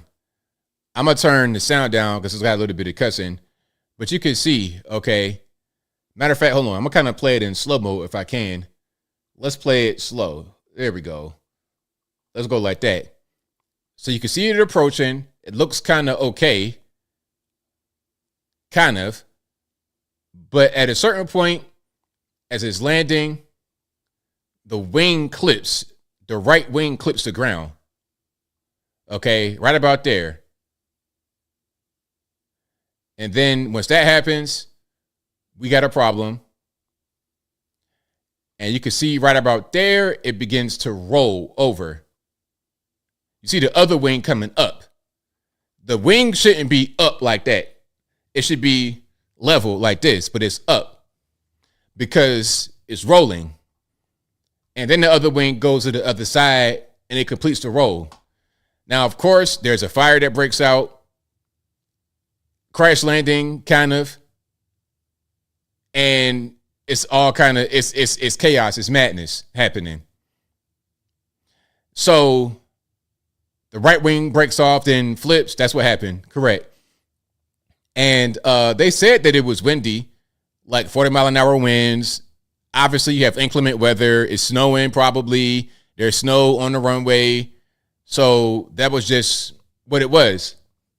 And that's how the crash happened. Again, that's the Delta flight out there in Toronto, Ontario, Canada, that the media wants to blame on President Trump for some reason. Now, speaking about the media, we got Dana Bash.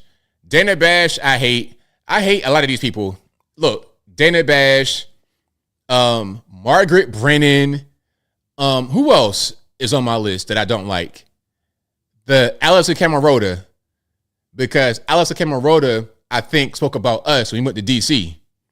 Oh, they were so rowdy in that room, all this, that, and the third. I think that was her, but they all kind of look the same at a certain point. But anyway, this is all these liberal anchors happening against the backdrop of massive cuts across the federal government, including at the FAA. Just going to put some up on the screen. Hundreds of FAA employees have been laid off as part of Elon Musk going through all the federal agencies. And then, so look, now this is CNN. Look, do you see this? Look at this. So the top part says, the headline says, some of Trump's latest cuts. Hundreds of FAA employees, roughly 10% of CDC workforce, 3,400 employees at U.S. Forest Service, 2,200 staffers at the Interior Department, 2,000 workers at the Department of Energy, 1,000 employees at the VA. And then it says Trump makes cuts to FAA amid string of plane accidents. So the message they're trying to give you is Trump's FAA cuts could be responsible for the plane accidents, but normies are going to eat it up because they don't know what's really going on. They're just going to take what CNN says for gospel, and they're going to say, well, it's Trump's fault. He's cutting FAA while we got all these plane crashes.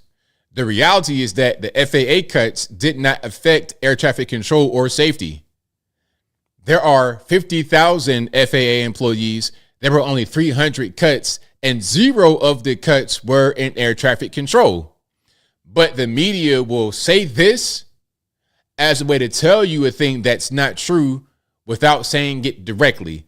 That's how the media does all the time. And beyond the FAA, we have 10% of the CDC workforce, 3,400 at the U.S. Forest Service, 2,200 at the Interior Department, 2,000 at the Department of Energy, 1,000 at the VA. Yeah, listen, and so far, at least if you kind of look at how Americans, Trump voters in particular, are reacting, so far this is something that they haven't really been affected by. You do hear from some GOP senators who are in some of these states where they're public parks, for instance, raising some alarms.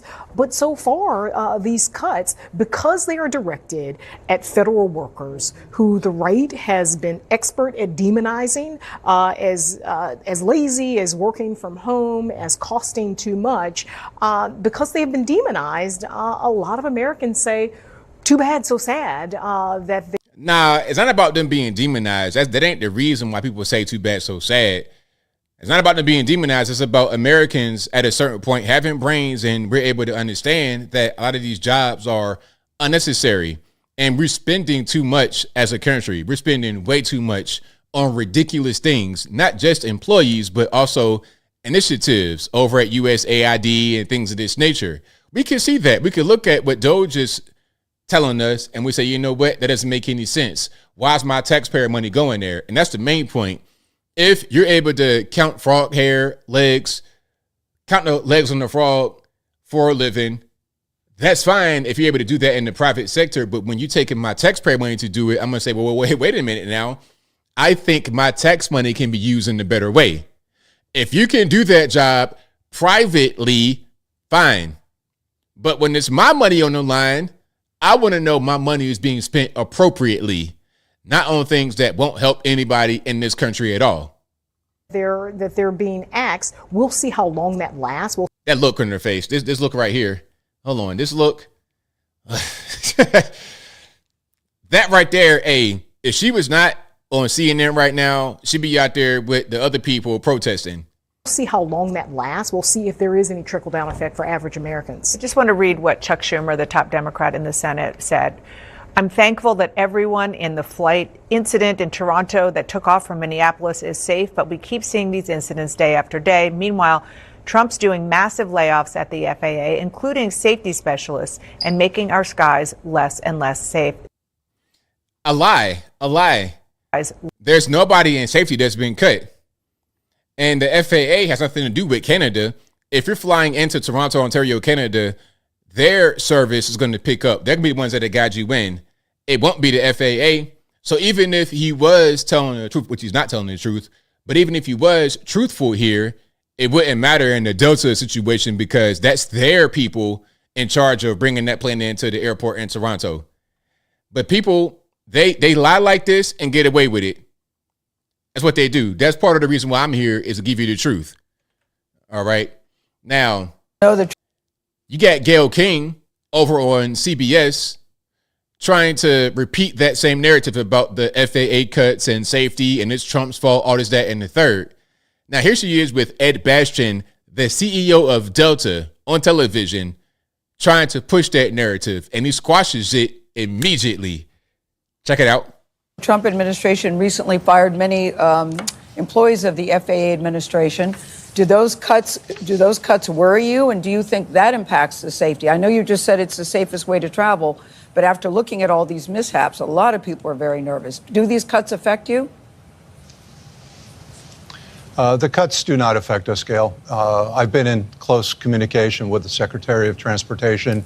I understand that the cuts at this time are something that are raising questions, but the reality is there's over 50,000 people that work at the FAA, and the cuts, I understand, were 300 people, and they were in non-critical safety functions. The Trump administration has committed to investing deeply in terms of improving the overall technologies that are used in the air traffic control systems and modernizing the skies. They've committed to hiring additional controllers and investigators and safety investigators. So, no, I'm not concerned with that at all. There you go. I mean, so what are we talking about? What are we really saying? Look, the media, the politicals, they say one thing, But the real people on the ground who actually know something, they say something totally different. So who do I believe? Do I believe Gayle King over on CBS, who knows zero about aviation? Or do I believe the CEO of Delta? Now, if he gets on TV and tells lies, he could be in trouble, big trouble, financially, legally, all of that. But the news media, they get to say pretty much whatever they want to say with minimal oversight. Well, they can't do whatever they want all the time. The whole thing with Kamala and that answer from CBS, I think that was for the interview, where they put out a question and answer that she gave. She gave the answer. They put out one version of the question and answer, and then a second version of the same answer. It was the same question given by the journalist, but a different answer from Kamala. And they put both clips out to the internet. It's like, we can see these are two different answers here. Oh, they were just edited for time. Edited for time? It's not the same answer, though. I could see if a word or two was removed and it was the same answer, but it was not. So Trump sued them for $10 billion for that. Hopefully he gets all that money. I want to see Trump get all that money for that stunt that CNN pulled, or CBS, whatever it was, with the different answer from Kamala. Now, this is... Hold on. Do I want to show this one, or which one I want to show? Okay, let's go to CNN. Stephen Miller versus Breonna Taylor. You mentioned yesterday, and you mentioned again here, illegal immigrants who are getting child tax credits. Are you looking for that information in the IRS data? Anytime a crime is committed, of course there should be an investigation. Is it your position that if somebody who is Stephen, here are you looking for that information? Now, what she's trying to do right here is make an appeal to people who feel sympathetic toward illegal aliens getting child tax credit money. I don't care if that's going to help them. They're here illegally. Try being here legally. Try being a legal citizen who's able to get that money. If you're not here legally and you're getting child tax credit money, is that considered fraud? I think it is. And last time I checked, fraud was illegal. If you're a citizen and you commit tax fraud, you're going straight to the penitentiary to make these big rocks into little rocks. That's what's going to happen. And it ain't going to be no, oh, well, you can't put him in jail. They family be broken up. You don't care. The person, it could be a dad with 15 kids. You're going to lock that man right on up. And the 15 kids, oh, well, no dad for you for a while. The IRS data. The federal government will find every illegal alien who is stealing American taxpayer dollars. And that is what Americans expect to happen. Will you find that in the IRS I don't data even and fathom share that the with premise law of your enforcement? question. It's a simple question. Will you find that information in the IRS data and share that with law enforcement? If IRS investigators find illegal aliens stealing taxpayer money, of course they'll be referred to ICE. Of course they'll be referred to Homeland Security investigations. Of course it will be. Surely your position is not that we should let illegal aliens steal taxpayer dollars. Again, you want to talk about something to be upset about, that's it. What do you think? The millions of illegal aliens who've also stolen Social Security. Illegal aliens in mass have fake Social Security numbers. They have fake identities. Those are felonies. Why should there be an entire class in this country that is immunized from criminal prosecution and arrest for committing felonies? Felony theft of taxpayer information, felony theft of Social Security, felony theft of identity. These are all crimes. And yes, they will be investigated. Yes, they will be prosecuted. And yes, illegal aliens will be deported. And you know what happens when those deportations occur? Just very quickly, is that Americans will get jobs, Americans will get benefits, Americans will get houses. Stephen, if they got a credit, a child tax credit, and they will be referred, you're saying, to ICE for that. Look, you can ask it a bunch of different ways. You're trying to invoke sympathy from the viewer who watches CNN and they believe in the message of the left. You're trying to invoke sympathy from them. But I don't feel any sympathy, none whatsoever, because if it's me or any of us who are citizens of this country and we commit tax fraud, oh my goodness, we're getting locked up immediately. And there'll be nobody talking about, oh, well, you shouldn't have done that. He's a dad. He has 10 kids. They don't care about nothing. But because they're illegal, they're immunized from being prosecuted for criminal behavior. I don't feel your sympathy, Miss Brianna Kylar, whatever your name is. I don't care. You and your military turtleneck, whatever that is, I don't care. So what? You want to commit crime, you got to do the time. Am I alone in that? Is it just me, or are y'all on the same page with me? Y'all let me know in the comments. But yeah, shout out to Stephen Miller for just keeping it all the way real. All right, now this guy is sympathetic to the cause of illegal aliens. This is Boston Police Commissioner Michael Cox. All right, let's see what he says about ICE and things of this nature. Check it out. In the Boston Police Department has pretty defined rules set by the law, and we abide by the law here in the state. And we don't, enforce civil detainers regarding federal immigration law. It's defined here in the state, and that's just how it works. Well, you've lined up the state. How do you navigate the difference between the state, the city of Boston, and Washington, D.C.? And so I can't, it's hard enough to run the Boston Police Department. I could never fathom, running outside of that. So I do know this. Our officers are, abide by the laws here in the state, and certainly the city ordinance in the city of Boston. We don't have authority to enforce federal immigration law. And so from our perspective, and what we tell anyone who comes to visit our city, lives in our city, is that we don't care about your immigration status. All right, there we go. So yeah, it's just whatever. You could do whatever you want to do. We don't care about your immigration status. Just do whatever. It's so weird hearing people that should be enforcing crime saying you can get away with it. It's no problem. Hey, come to Boston. You can just do whatever you want to do. All right, it's not really a big deal. We're not going to enforce any kind of immigration issues coming from the federales. All righty. And see, you know what? That's why we got to have the federales go into the city, because some are going to say, oh, that's separation of powers, you're violating that. Nah, the federal government has a responsibility to take care of national security, including the border. So if someone comes in from the border, it is up to the federal government ultimately to deport them. Now, you can help out if you're local police. That'd be nice. If you got this repeat violent offender, lock them up and let us go get them. Okay, that'd be fine. But if you don't want to do that, we'll go do it. And don't cry about it when we on your streets getting these legal aliens up out of here. Don't cry about it. We told you, help us out. No, we don't want to do it. All right, well, we're going to do it. That's what that is. All right, that's what that is. Now, Eric Adams, bro, it is time to put the MAGA hat on. They want you out of office. So look, here's what's happening. And I'm going to show a little bit more here. A lot of you guys may not know about Eric Adams and Al Sharpton. Al Sharpton and Eric Adams go back a long time in New York. They're old friends. Let me show you guys a couple of pictures. Okay, a couple of pictures. All right, of Eric Adams and Al Sharpton. Because some of y'all wondering, why is Al Sharpton there speaking to Kathy Hochul about Eric Adams?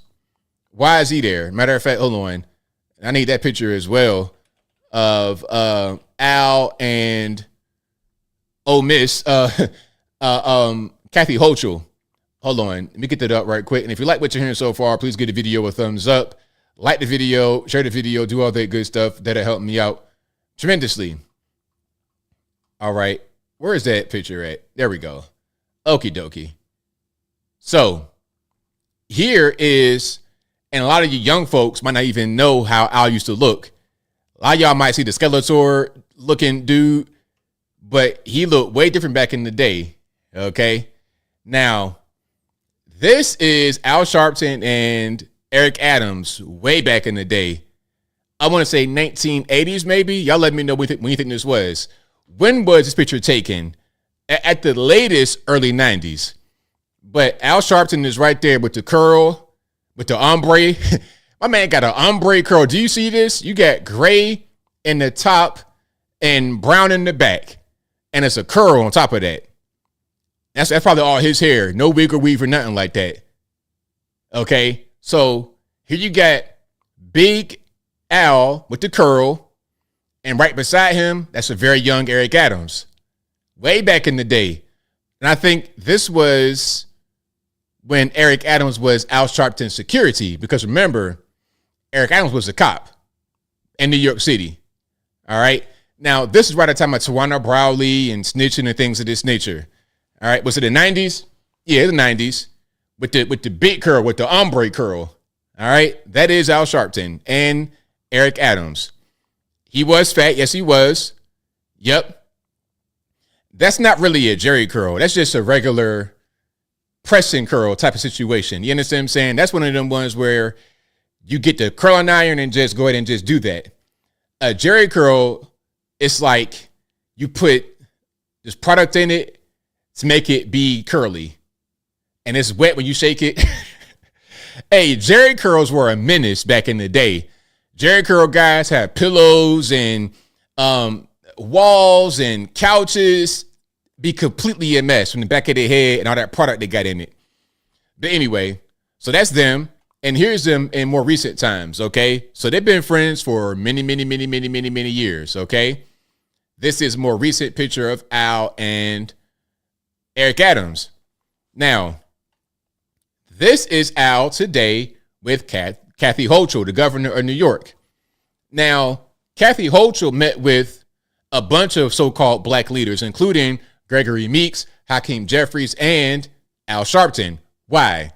In my humble opinion, she wants to remove Eric Adams because of the whole kerfuffle with the case being dropped against him. Because, you know, what's case against Eric Adams, once Eric Adams began to get a little bit too close to the reality of the migration crisis, and he was vocal about it, saying, hey, this crisis is killing us. What did they tell Eric Adams? Be a good boy now. Be a good Democrat. Don't say nothing. But he refused to keep quiet because it was killing the city. $7 billion with a B, $7 billion they spent on migration in New York City. In just 1 year, basically, maybe a year and a half, with little to no help from the feds. $7 billion on migrants. ABL, migrants want to work. Y'all don't want to work. I can't tell if they want to work. Why do we spend $7 billion on them in just New York City alone in 1 year? Every year in this country, we spend a grand total of $450 billion with a B, $450 billion on the migration crisis in 1 year. 1 year. ABL, they're productive. I can't tell. If they're productive, why do we spend so much on them? Anyway, I'm getting triggered. But the reason why Kathy Hochul met with all these so-called black leaders is because she wants to fire Eric Adams and she wants to hide behind black people to be able to do it. That's why. 100%. That's the reason why. Okay? Now, let's go here. This is what he says after the meeting was over with. I had a meeting around 35 minutes with the governor and expressed to her my concern about what is going on in the city and the state.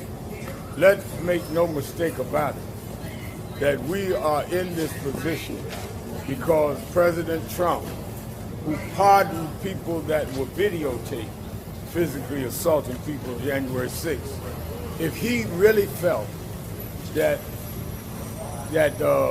Eric Adams had become a subject to a political vendetta, which is what his defense is, then why didn't he pardon him? Now make it clear, I'm not asking for a pardon. I'm talking about the inconsistency that led to this. Why didn't he pardon him? I mean, Trump just got back in office. So what was the pardon going to be in 2020 when he left? I don't understand. I don't get it. Like, it's not Joe. You talking about Joe Biden? Joe Biden was pardoning people as he left, but Trump is not. He just got back in office. How is he going to pardon them? The only reason that we are late facing a court hearing tomorrow, and the only reason that the governor has to make a decision to do something or not do something that has not been done in 235 years is because there was a double standard used on Eric Adams' case, that those that he claims he believed were victims. I do not believe that he should have gotten a pardon. But I believe that Donald Trump has been inconsistent. Having said that, the governor said to me that she's going to see what the judge decides tomorrow and keep deliberating with other leaders.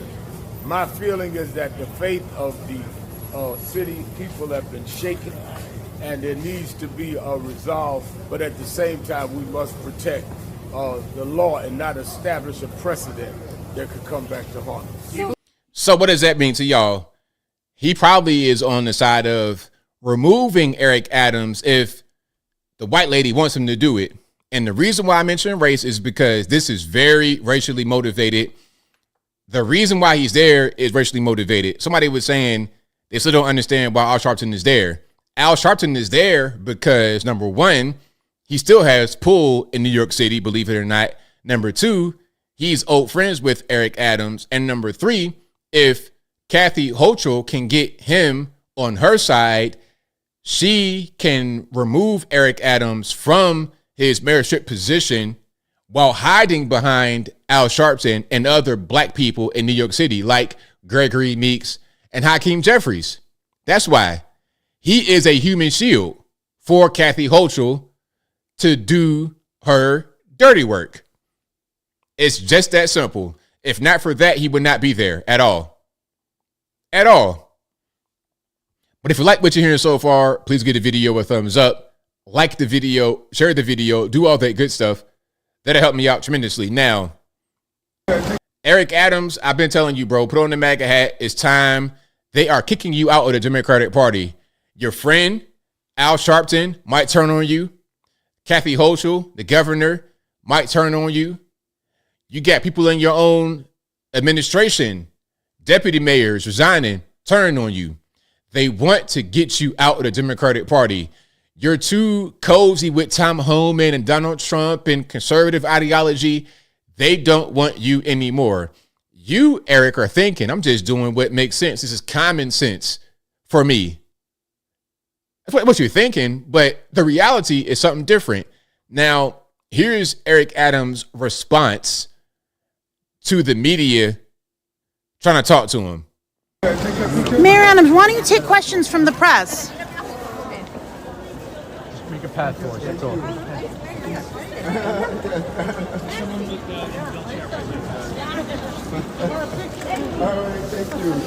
Why don't you take questions from the press? Y'all liars. What are we lying about exactly? Yeah, what are we lying about exactly? Mayor Adams, why don't you take questions from the press? Just make a path for us, that's all.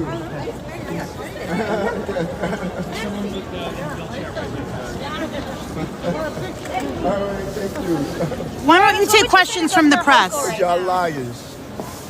What are we lying about exactly? Yeah, what are we lying about? They are liars. I love it. I love it. And Eric Adams, you're almost there, bro. You're almost there. You're almost awakened. You can see how the media lies. Hey, we all know the media lies. Come on to our side. The left, they think that the media always tell the truth. The left love the media. They believe in the media. They worship them as long as it ain't Fox News. If it's Fox News and it's bad, it's evil, Elon Musk is the devil himself, all this, that, and the third. Okay? But we know the media sucks. Come on over to our side and just do it. Relinquish all that leftist stuff you still may have in you. That'd be my point. So yeah, shout out to Eric Adams for keeping it all the way real in that instance for sure. The media are liars. 1,000%. Now let's keep on going here. If you like what you're hearing so far, please give the video a thumbs up. Like the video, share the video, do all that good stuff. That'll help me out tremendously. Okay. Now let's keep on going here. And I got a few more I want to get through before we get to the calls. All right, where are we going to go next? I think what I want to do is show the interview. Oh yeah, did you guys watch the interview with Trump and Elon Musk on Fox News with Sean Hannity? I thought it was great. Elon Musk, aside from the whole baby mama drama, things of this nature, he's a very smart guy. And I think you should want the smartest people on your side. If they're going to use their intelligence, their skills, their brain power for good, let them do it. Why not? Why not? Look, if I could be a hiring manager for the White House or for any kind of government position, I'm going to get the smartest people possible. I don't care what color, gender, height, weight, skinny, fat. I don't care. You smart and you are doing good things for this world. You got the right idea. Come on, let's do it. Watch much, but you have to watch the enemy on occasion. The level of arrogance and cheating, and they're just horrible people. These are horrible people. They tell conspiracy liars. theories. And they start up with the Constitution. They couldn't care less about the Constitution. CNN, likewise. I mean, I watch them asking questions with, the hatred with the. I said, "Why are you asking the question with such anger? You're asking me a normal question, but you see the bias. The bias is so incredible. Those two are bad. PBS is bad. AP is bad. CBS is terrible. I mean, CBS now, they changed an answer in Kamala. They asked her some questions. She answered them like, a low IQ person, the opposite of him, the absolute opposite. But she gave a horrible answer. They took the entire answer out and they put another answer that she gave 20 minutes later into as the answer. I've never even heard of that. I thought I heard of it all. Yeah. So that's him talking about how you can't trust the media. And everybody knows that at this point. It's not even a secret. Everybody feels the exact same way that he feels.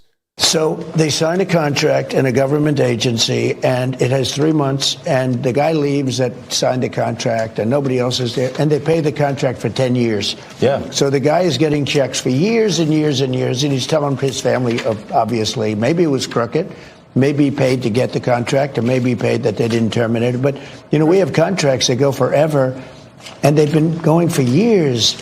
And they're supposed to end in 3 months or 5 months or 2 years or something, and they go forever. So the guy is either crooked, where he knew this was going to happen, or he's crooked because he's getting payments that he knows he shouldn't be getting. But they're finding things like that. They're finding things far worse than that. And they're finding billions, and it will be hundreds of billions of dollars worth of fraud. I say waste and abuse, but fraud, waste, and abuse. And he's doing an amazing job. And he attracts a young, very smart type of person. I call them high IQ individuals, and they are. They're very high IQ and high IQ. And when they go in to see the people and talk to these people, the people think they're going to pull it over. They don't. These guys are smart, and they love the country. There's a certain something. But he uses the word care. So people have to care. Right on. Let's keep on going here. Again, this is the interview on Fox News with Donald Trump and Elon Musk. Something that had an effect on me was when I saw the rocket ship come back and get grabbed, like you grab a beautiful little baby. You grab your baby. It just hug the rocket. I've never seen. Right, everyone. Everything needs a hug, including rockets. No, but. And he said, you can't really have a rocket program if you're going to dump $1 billion into the ocean every time you fly. You have to save it. Right. And he saved it. First time that I've ever seen that done. Now, nobody else can do it. If you look at the U.S., Russia, or China, they can't do it. And they won't be able to do it for a long time. So my thing is, look, if you guys haven't seen this, if Elon Musk can get this done and nobody else can in the whole world, maybe you might want to give him an ear, listen to what he has to say, maybe perhaps.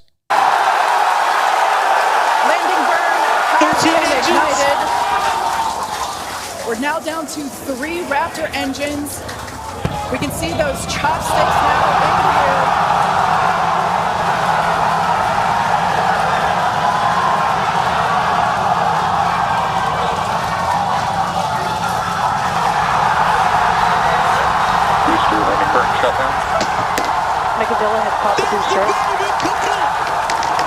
Now, look, when I saw that happen, I watched that real time. When I saw that happen, I was completely blown away. I was like, wow, that is impressive. That's Elon Musk's SpaceX right there. That's his company. Nobody else in the world can do that. No governments, nobody. Elon, his company, they did that. And then he went ahead and bought Twitter and made it 1,000 times better with 90% less staff. This guy, man, I mean, you got to have him on your team. If he wants to be on your team and he wants to do the right thing, you got to bring him on your team, man. Come on, look at this. Like, the proof is in the pudding. It's right there. I mean, now if you guys don't know what happened, that's a rocket coming from space and being caught by this receptacle, I guess you would say. Look, it was caught. It's not going in reverse. This is playing. I played it how it exactly happened. No trickery. I watched that happen in real time. It was crazy. It was totally crazy. I was like, that right there just blew my mind. It was wild. Nobody else on earth has done it. Nobody. I mean, come on. Get a man some credit.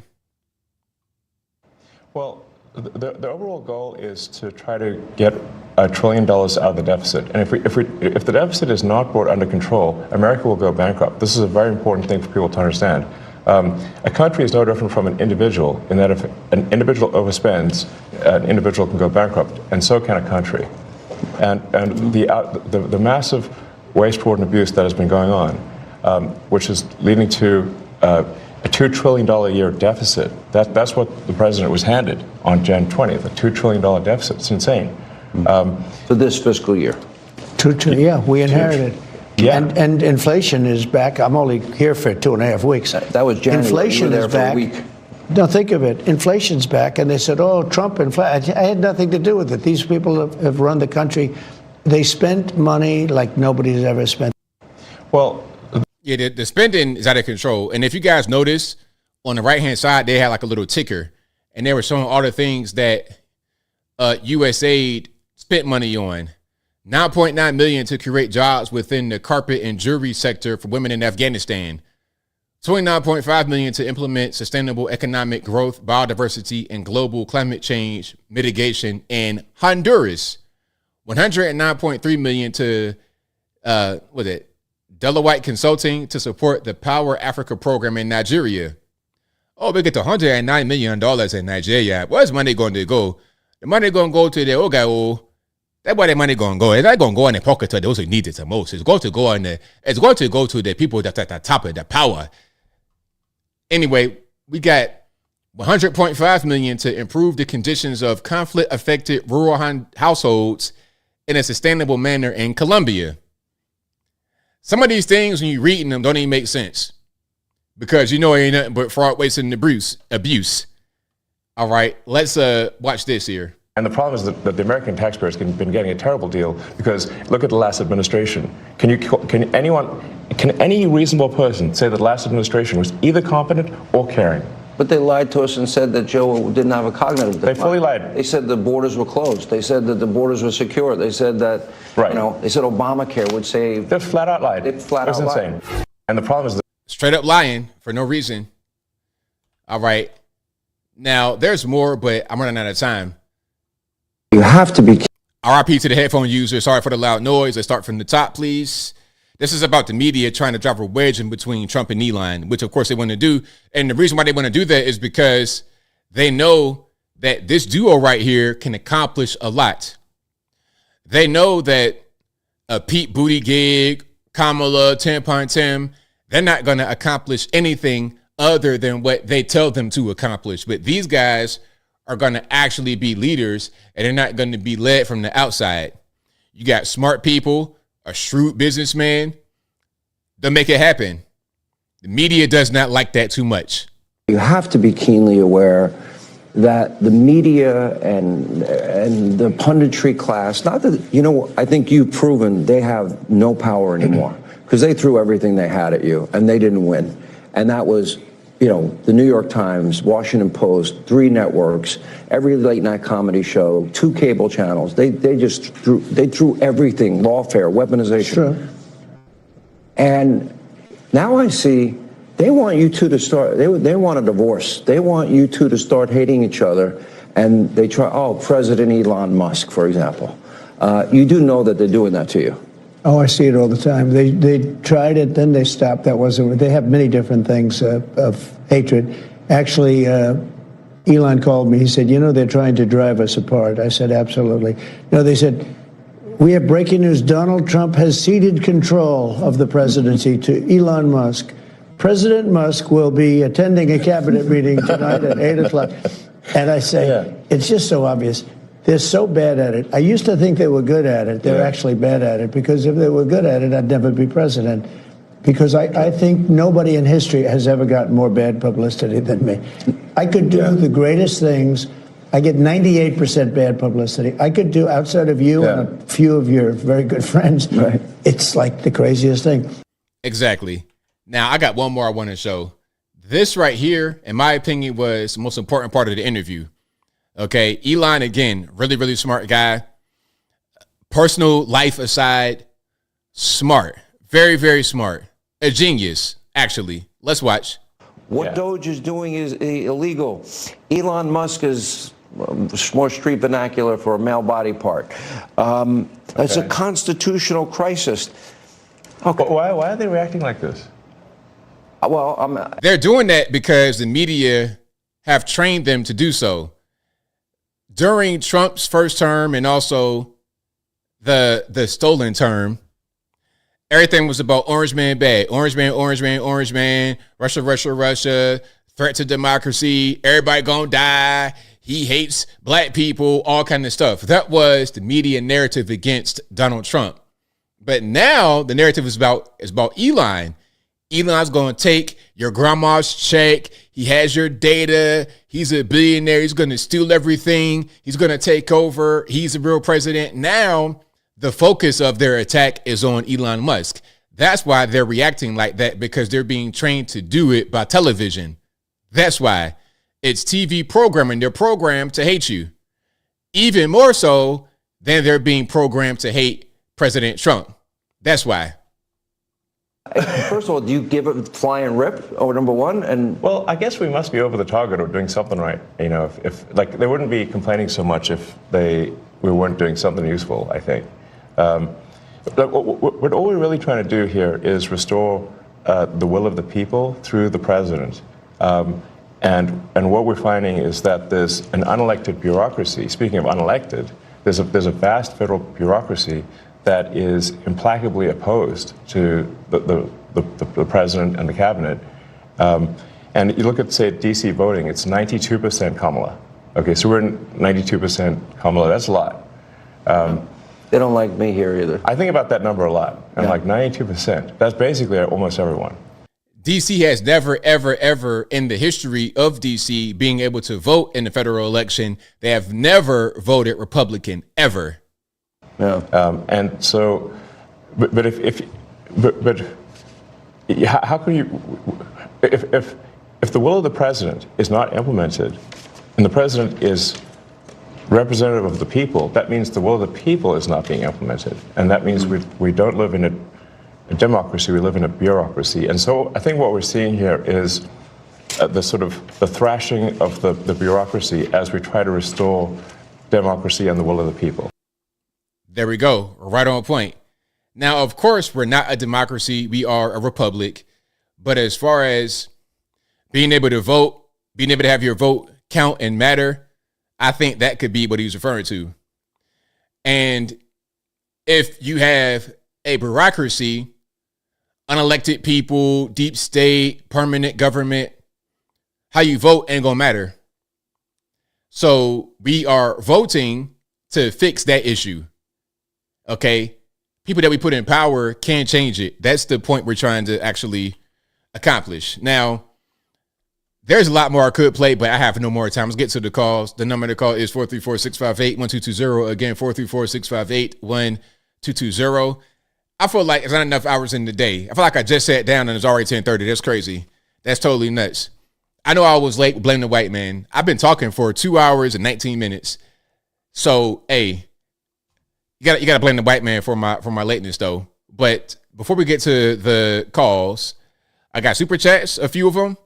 Thank you to Spencer T, who says, Chicago cop, keep watching this. Right on. Thank you to Bob K MIT, who says 8 inches of snow in Chesapeake. Been watching Camera 64, too funny. Thank you to Idizio, who says Trump might give back 20% of Doge cuts to us. I heard about that. That's an idea that's been floating around. So if you guys didn't hear about that, it's just a thing that's been floating around.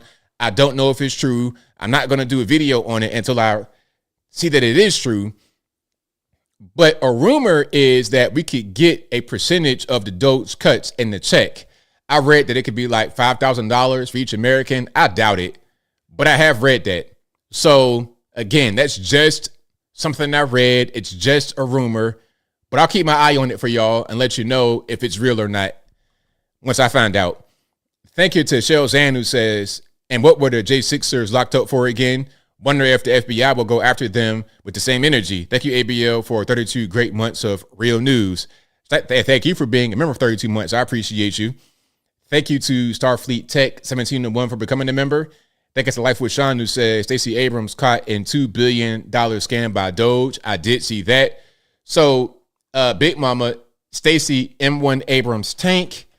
There was some kind of group. Let me see if I can read this right quick. So, Stacey Abrams caught trying to steal a gigantic $2 billion from taxpayers. That enormous amount of money was discovered by Doge. The huge scandal revolves around funds earmarked for a group linked to the biggest election denier ever. All right, so this is an article. I'm going to read more about this. I'm not going to say it is 100% certain yet, but it says Doge finds $2 billion in taxpayer funds earmarked for Stacey Abrams linked group. EPA Chief Lee Zeldin says revelation extremely concerning. All right. Now you got all that money and can't get no weight loss. That's crazy. That's crazy. Where's money going? More pantsuits and more jewelry. But anyway, I digress. Shout out to where we at. Thank you to Kaius Proximus, who says, did the supersized Detroit rapper win her case? Hey, that case ain't going nowhere. That case ain't going nowhere. Talking about some weight discrimination. Lady, you weigh as much as Baby Grand Piano. You can't fit in no Mercedes-Benz sedan. I can't fit in the Mercedes-Benz sedan. Barely. It's kind of rough to fit in there. And I'm a normal size human. I'm just a little bit taller than average. Stacey Abrams, not Stacey Abrams, Dank DeMoss, the 1,000-pound rapper or whatever. Please be serious. Thank you to Kai Sparchman again, who says they finally caught all the Alpha Genesis monkeys. Finally. I feel like they were just pretty much roaming the woods. They created a whole new, it was Planet of the Apes out there. Thank you to Adizio, who says liberals are mad. Trump axed NYC congestion pricing. I saw that. So if you guys didn't see, Trump was able to stop the congestion pricing. I think what they said was the federal government has jurisdiction over the highway, something like that, but they were able to come in there and stop the congestion pricing. And the funniest part about that, it was liberals talking about, oh, Trump has no jurisdiction there. So do you want to pay the tolls? Do you want to pay the higher tolls? I'm just asking for a friend. Do you want to pay the tolls? All because Trump was the one that told you you don't have to pay it? That's the definition of cutting your nose to spite your face. I want to pay thousands in tolls per year because if I don't, then Orange Man can say that he is the one that gave me that ability to not pay it. It's crazy. Thank you to Amazing Disgrace, who says 87,000 IRS DEI hires were given access to personal data and Democrats are cool with it. Elon brings in 6 geniuses and Democrats lose their mind. Exactly. Crazy, ain't it? But that's how it works. You know, it's okay when they do it. 87,000 of them do it, but bona fide geniuses looking at data to save you money, by the way. Listen, the IRS agents are going to take more money from you. The geniuses are going to allow you to keep more money in your pocket. But the geniuses are bad and the IRS guys are good. Make it make sense. Anyway, if you like what you're hearing so far, please give the video a thumbs up, like the video, share the video, do all that good stuff. That'll help me out tremendously. Let's get to the calls.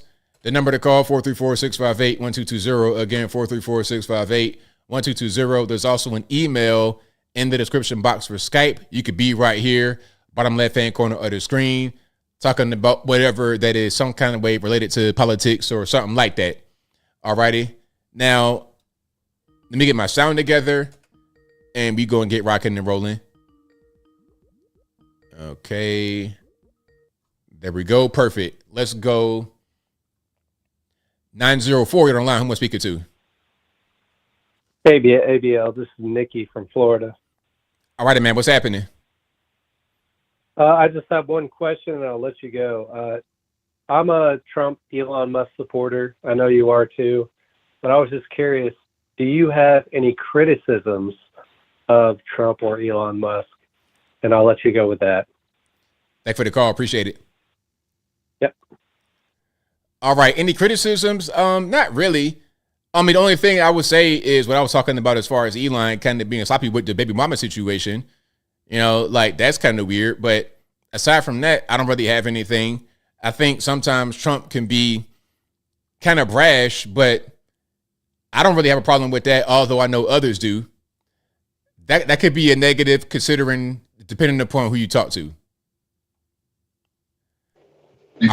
All righty, Les, what's going on? Hey, ABL, happy Wednesday. How are you? I'm doing well. About yourself? Good. Thank you for asking. So I just want to go ahead and say, why do they keep trolling Musk? Why? They're being trained to do it. They listen. They watch TV, and the TV says it's a problem, so it's a problem. You know, but we're really seeing the full-blown Operation Mockingbird when it comes down to the fake news media, to be honest. Oh yeah, 100%. So, you know, it's funny. I think it's very funny how you see all the Democrats. I mean, it's just a crash out. They're freaking out. They're freaking out because there's being a light shown where there was darkness, right? Where they were doing all their corruption, and that's what they don't like. Look at how Maxine Waters got even. She got really crazy. Really crazy. And that's saying something for her because she's always crazy. But you know, I think that they're doing an amazing job. It's, you know what else too, ABL? I know you've probably heard it, and everybody else in the chat. I keep hearing this statement going around. Not only President Elon Musk, but the people didn't even elect him. Excuse me. Yes, we did, because President Trump said that this was the plan that he wanted to do, not only drain the swamp, but also uncover all the corruption so that the Americans can see with their own eyes what the left has been doing, not only this past administration, but for years.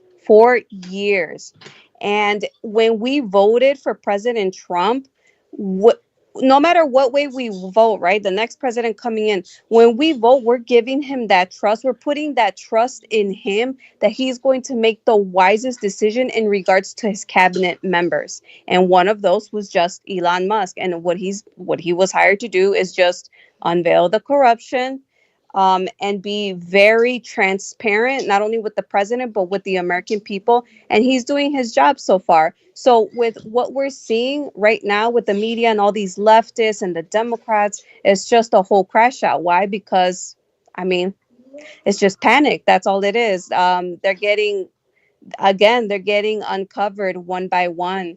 I found that very interesting, though, with with what's going on. What is it with the ages and this whole Social Security? Like, so you're going to sit here and tell me someone made it at 300 years old and still getting Social Security? Crazy.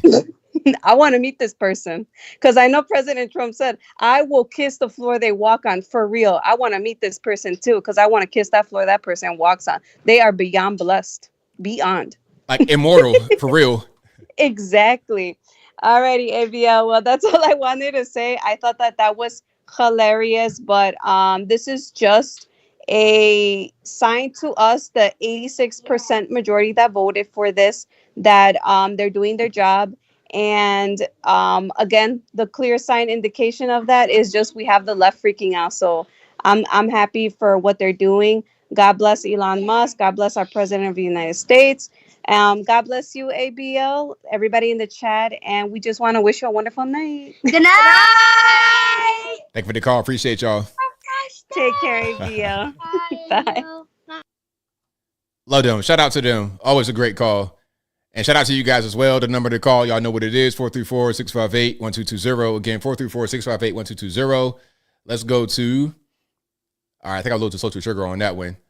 But shout out to you guys. I appreciate y'all for joining. You guys are the best, and y'all already know it. Let's go 619 on the line. Who am I speaking to? Hey, ABL, it's Kathleen in San Diego. All righty, what's going on? Yeah, so Elon, great job, love him. This is just amazing. Waking up every morning and hearing the news, it's great.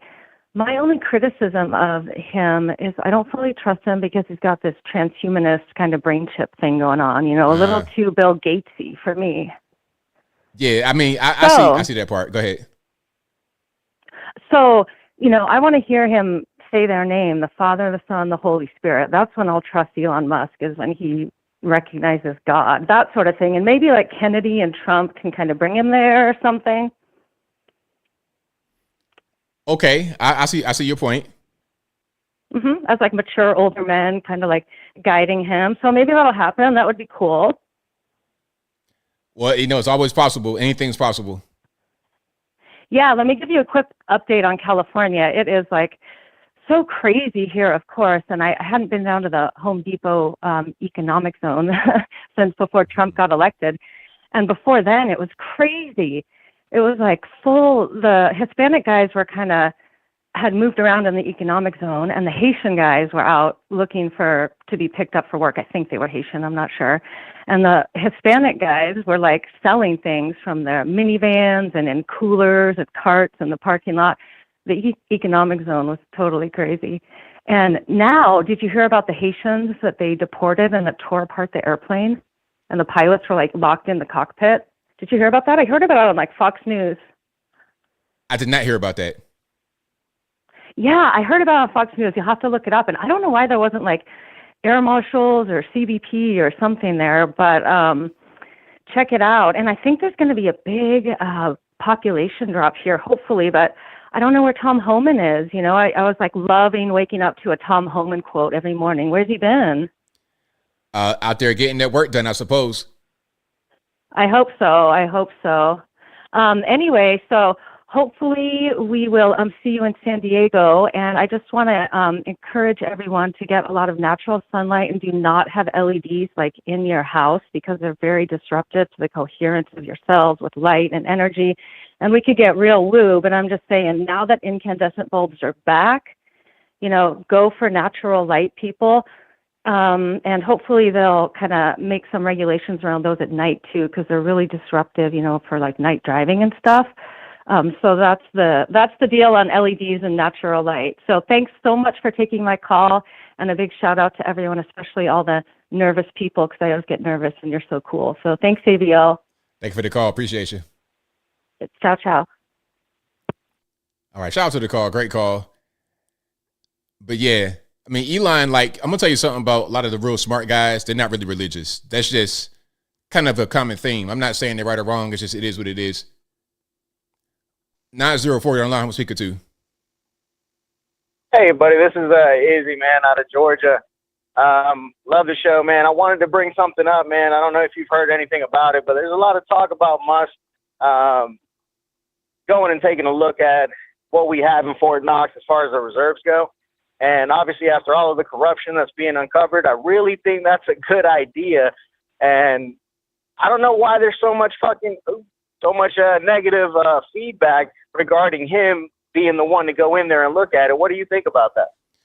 Because they know that there's nothing in there. They know that there's no more gold in front of them. So they don't want them to uncover it and tell everybody. They want to keep it a secret.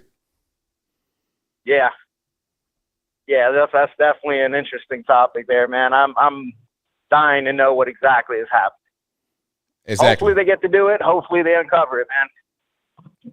Exactly. Hopefully they do. All right, brother. Good talking to you. Have a good night. Same to you now. Yeah, that's all it's about. They don't want him to discover, they don't want him to uncover these things that they already know are an issue. 562, you're on the line. Who am I speaking to? Hey, what's up, ABA? How you doing today, man? It's all good, man. What's going on? Not much, man. This is Tim. I'm calling from Long Beach, California. First and foremost, I want to ask you: is Elon Musk still part owner of the PayPal company? I don't know. That's a good question, but I'm not sure.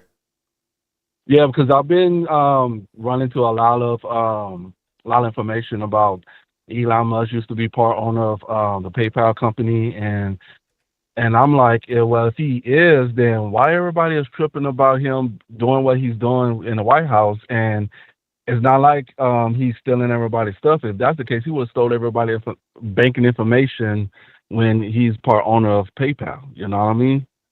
Exactly. So I just found something right here. So it says Elon Musk did not sell PayPal, but he co-founded the company, and eBay acquired PayPal in 2002.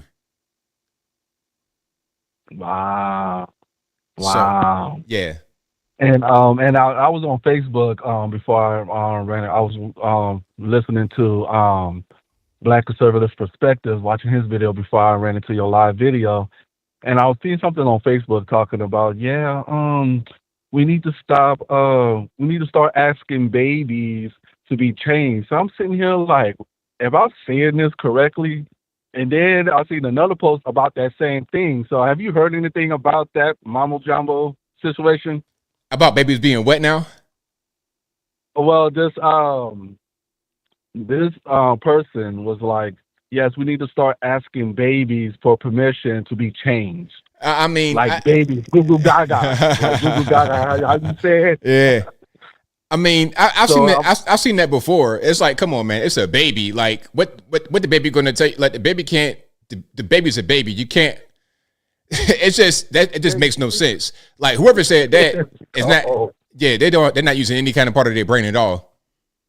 Exactly. I don't know what's going on, and all I can say, what I've been saying to all my family and friends, it's gonna be interesting for a year. So get your popcorn ready, as ABL, as you said, get your popcorn ready because it's gonna be an interesting ride. That's right. Absolutely. All right, man. That was the bow on top, and I'll let you go, man. Thanks a lot for your help, and thanks for the real news out there. And I respect you. I respect you, bro. Thanks for the call, man. Definitely appreciate you. No problem. Bye. All right. Shout out to the caller. Yeah. Asking the baby for permission. Hey, can I please change you? What they gonna do? Goo-goo, one goo-goo if yes, two goo-goos if no. And what if you need to change the baby? The diaper is big as basketball. You gotta change it, or else you're gonna have diaper rash, all kind of stuff. So what if baby say, nah, look, I'm completely 100% loaded. You gotta change it right now. And I say, no, don't do that.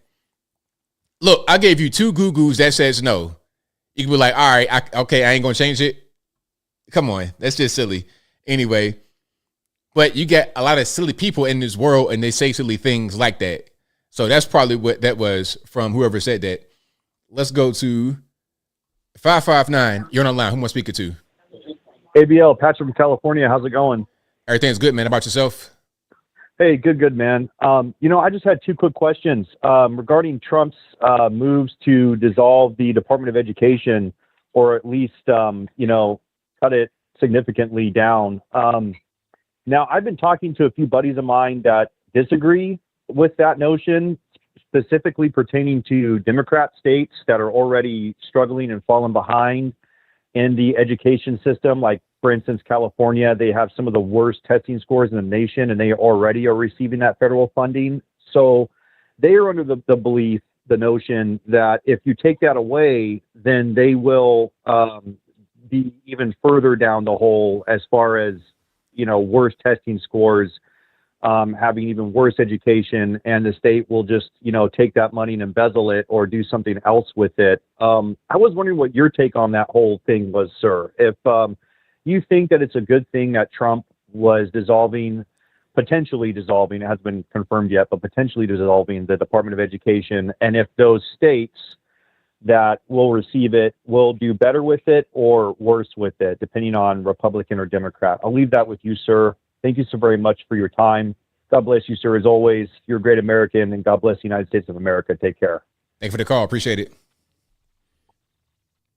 Okay, so dissolving the Department of Education on the federal level, keeping the state education, but the federal department dissolving it. I think it's a good idea. It's not going to cost that much money to teach kids what's 1 + 1. It's simple. Like, we accomplished a lot in this nation without all this quote unquote funding to schools. What's happening now is there's less of a focus on education and more of a focus on indoctrination. I showed you guys a bunch of these teachers in the beginning of this video. Didn't I show you guys talking about ICE and LGBTQ and things of this nature? California especially is worse of the worst.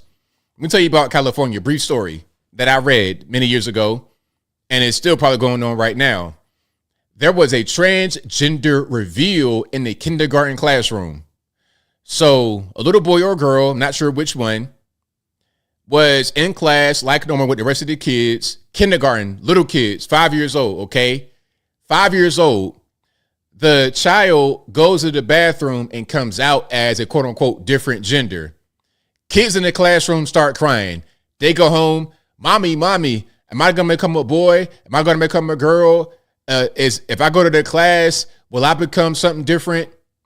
They're asking these questions because they're children and it doesn't make any sense to them.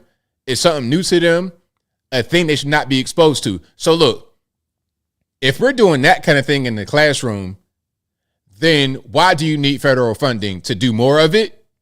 What you gonna do with the federal funds? Invite a drag queen to come flash the kids for fun? And that has happened. There's been sex offenders as drag queen storytime people. There's been people that's been on drugs, criminal history, all kind of things. So what are you going to do with federal funding? More drag queen story time, more pornographic books in the library for little kids to read. What are we going to do with the money? Let's take all that money away and figure out a way for you to actually teach kids what 1 + 1 is. Teach kids how to do basic society functions that you should teach in a K through 12 and college environment. So yes, I am 100% in favor of dismantling the federal Department of Education.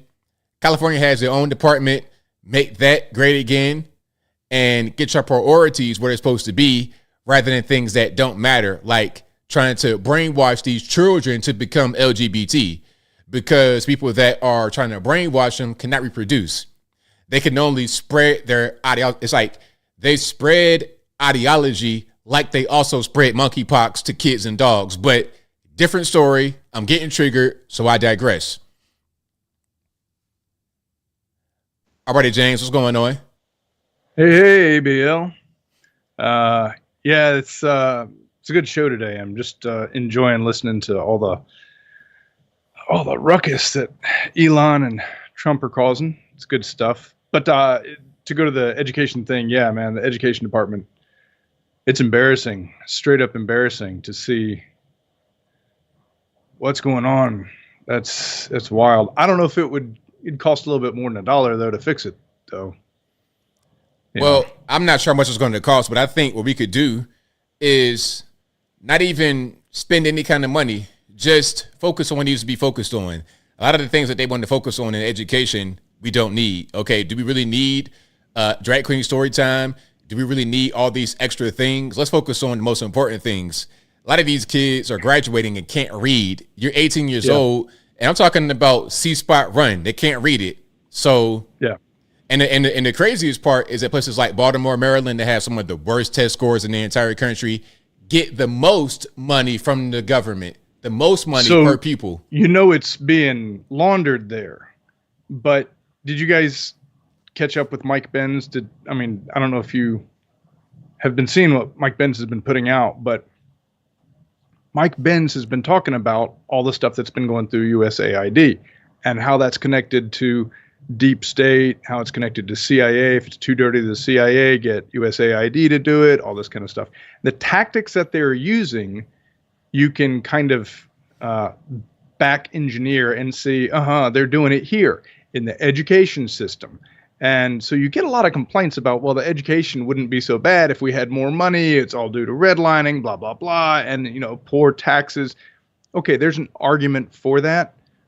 But when it comes down to it, the only reason why you would be pushing things that you don't need like this in education is because you don't want the population to be intelligent. Mm-hmm. You don't want them to be able to form a thought, to put two and two together. There's a really great book. It's an essay, really. It's a mid to long essay, but it's Dorothy Sayers' The Lost Tools of Learning. You can get it for free. Everybody go on the internet, read the PDF. It is fantastic. But essentially, she says at some point, if you can't figure out the connection between, say, detective work, deductive reasoning, and geometry, how are you ever going to be a detective? You have to be able to not just learn one subject, but be able to put the two subjects together. So, yeah, education is bad. I suggest we reform it. On the other hand, the reason it's happening this way, my take from listening to Mike Benz and a couple other people is that, and particularly President Trump, because he said the teachers unions and the lawyers unions, getting those two together is like Satan's soup. And it's just messed up. And so you have these people pushing these things that the CIA once pushed on the kids, because if you screw up the next generation, you don't have opposition. Like you said earlier in the show, humans are easy to control if they're scared or if they're stupid. Easy peasy. That's right. It's just depopulation tactics, man. Scary stuff. Right on. Yeah. I don't know.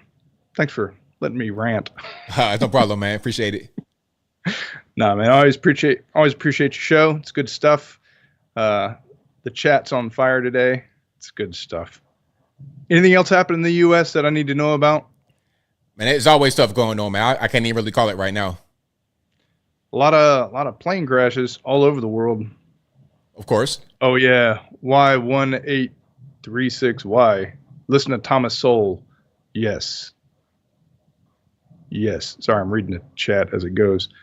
A lot of plane crashes, man. That's crazy. Right on, man. Go ahead. Sorry. No. I was going to say, I wonder if that's actually something that's related to something else, or if there's a psychological phenomenon where you see one thing happen. You know, you buy a Toyota and you start seeing Toyotas all over the road. Well, what's happening with that is anytime there's any kind of plane incident, they're going to highlight other incidents that may not necessarily get a lot of attention otherwise. The same thing they did with when the door popped out of the plane, any little mishap, okay, a Zamboni or whatever they got on the runway, that collided with the wheel of it's any little small thing, it'll get elevated. So then it appears as if there's more incidents happening, when in reality, there's just more attention on the incidents that would normally take place that never get attention. A friend of mine a couple of years ago, I was just like, man, the world is going nuts. And she's like, no, not really. It's the same as always. It's just 24-hour news channels. Yeah, that's they gotta have something. They gotta have something to show. Right. Yeah. All right, man. Great show. Great chat. Always good to see you. Have a good rest of the week, and you guys be blessed. Right on, man. Thank you for your call. Definitely appreciate you. Hey, man. See ya. All right. Shout out to James over there in Japan. Let's keep on rocking here. Let's go to 617 on the line. Who am I speaking to? Hey, what's going on, man? I was listening to you, man. So let me ask you: do you know how audits are conducted? It depends on. That's kind of a broad question. It depends on what's being audited, who's auditing, what the company is. It depends.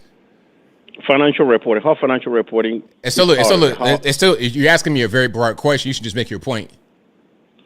So if I want to audit, Social Security, what kind of expertise I will need from people that are doing the audit? Just ask your question. Okay, so you will need a company with governmental policies expertise. So that will be somebody like PwC, Deloitte, Ernst & Young, somebody with high level of expertise. Okay, right? So who says that? Who makes that standard? Well, GAAP. You said what now? GAAP, General Accounting Principles. Okay. So you have to understand all these things. So you can't. So excuse me. No. So you can't do it any other way? No, you don't understand. Is it illegal to do it any other way? My freak. I mean, just answer the question. Is it illegal to do it a different way? It's not about it's illegal or illegal. You don't have the capacity, number one. So Because it's the- not. So you it's know not. that- So no. Wait. So it's not illegal to do it a different way. It's just the preferred way, right? No, you don't have. Do you have the expertise to audit Fidelity investment? Let's say Fidelity, he says running a scam. Can you audit it? Can you go with 4 guys, YouTubers, and they decided to audit it? Can you go with Brandon Tatum and Candice Owen and audit Fidelity? They give you the financial statement and say, okay, find the scam that we're doing. Can you find it? Well, that's not my area. I don't know anything about that. Okay, so hold on. The 4 guys that are working for Dodge, they are computer programmers. I think one is 2 interns and one have like a year or 2 experience. Usually, the people that audit at this level, because this is like highly complex situations, or governmental audit, they have like 25, 30 years experience. Most of them are partners in these accounting firms. And just for the record, the auditor, 2 of the auditors for Social Security, they came in and they say everything that he said is a lie. They dismantle everything because they do something that is called cross registration. There are some. I don't want to say they scam, but there's some people that when they die, they don't report it. Let's say somebody died in May, and they don't call it until the next audit, that is in June. So there will be 6, 7, 8 months without them finding out until, or maybe they do the cross registration on time. They could stop it at the 2nd or 3rd month. But they say there's no such a thing of billions of dollars lost. This man, I forgot his name. He says he's willing to go to Congress and have an open hearing. When they ask Marx, come and have an open hearing for all the expenses that you're posting, he refused. My question, why he refused? Why do you think he refused, Anthony? I don't know. You got to ask him. Well, but use common sense. If you say you have all this evidence that they're doing all these scams, all these billions of dollars, and all these things, right? I will go to Congress running to show the American people and have all Democrats and Republicans ask me questions and I start showing them all the evidence. That's your opinion. Everybody has their opinion. No, That's it's fine. not my opinion. It's common sense. That's your opinion. That's your opinion. So let me help you out. Let's use some logic here. I'm trying to use logic, but I know you're trying to. It's your opinion, and that's fine. Go ahead. It's not my opinion. It's your opinion because there's no law that says any of this. It's just your opinion. But go ahead. Well, if you making a claim that this is scams, and you only making posting, and people in Congress asking to show you evidence, and they say come have an open hearing under oath because they know you can't lie, and you refuse, that means. I mean, you could smell the coffee. I don't think you're dumb. I think you're smart, and then you know how to manipulate your audience. I give you that, and then you're making money. I understand. I don't have any problem with that. But that's not the reality. The reality is different from what is being presented. Like I said, I haven't heard ever any person that is computer program is going on audit Social Security that requires extreme amount of experience to audit it. Extremely highly qualified people in government policy expertise. And that takes months. An audit takes like probably 5 to 6 months to audit Social Security. So just for the record, and the second thing that I'm gonna go. So, and I was, Elon Musk refused to give all these, the kind of disclose all this information, financial information, the investment they got. And the Secretary of State, the Secretary of Transportation. I'm sorry. Do you know who is? Is it Duffy? Duffy, right? Duffy posted today online that he said, I'm asking for help for any high-tech American developers or companies that is willing to give us feedback to our country for their, for the airports and the traveling systems. So what happened is that Trump said that SpaceX won't be getting any contracts. And do you know who replied in the same text, in the same tweet? Elon Musk. So Elon Musk is getting all the that's why he wants access to these things. So he's getting all the contracts from the military. We don't know how many contracts he got. We only know one because it's Brian. You gotta like make your point because we don't got all night. Get to your point. My point is that he bamboozling people.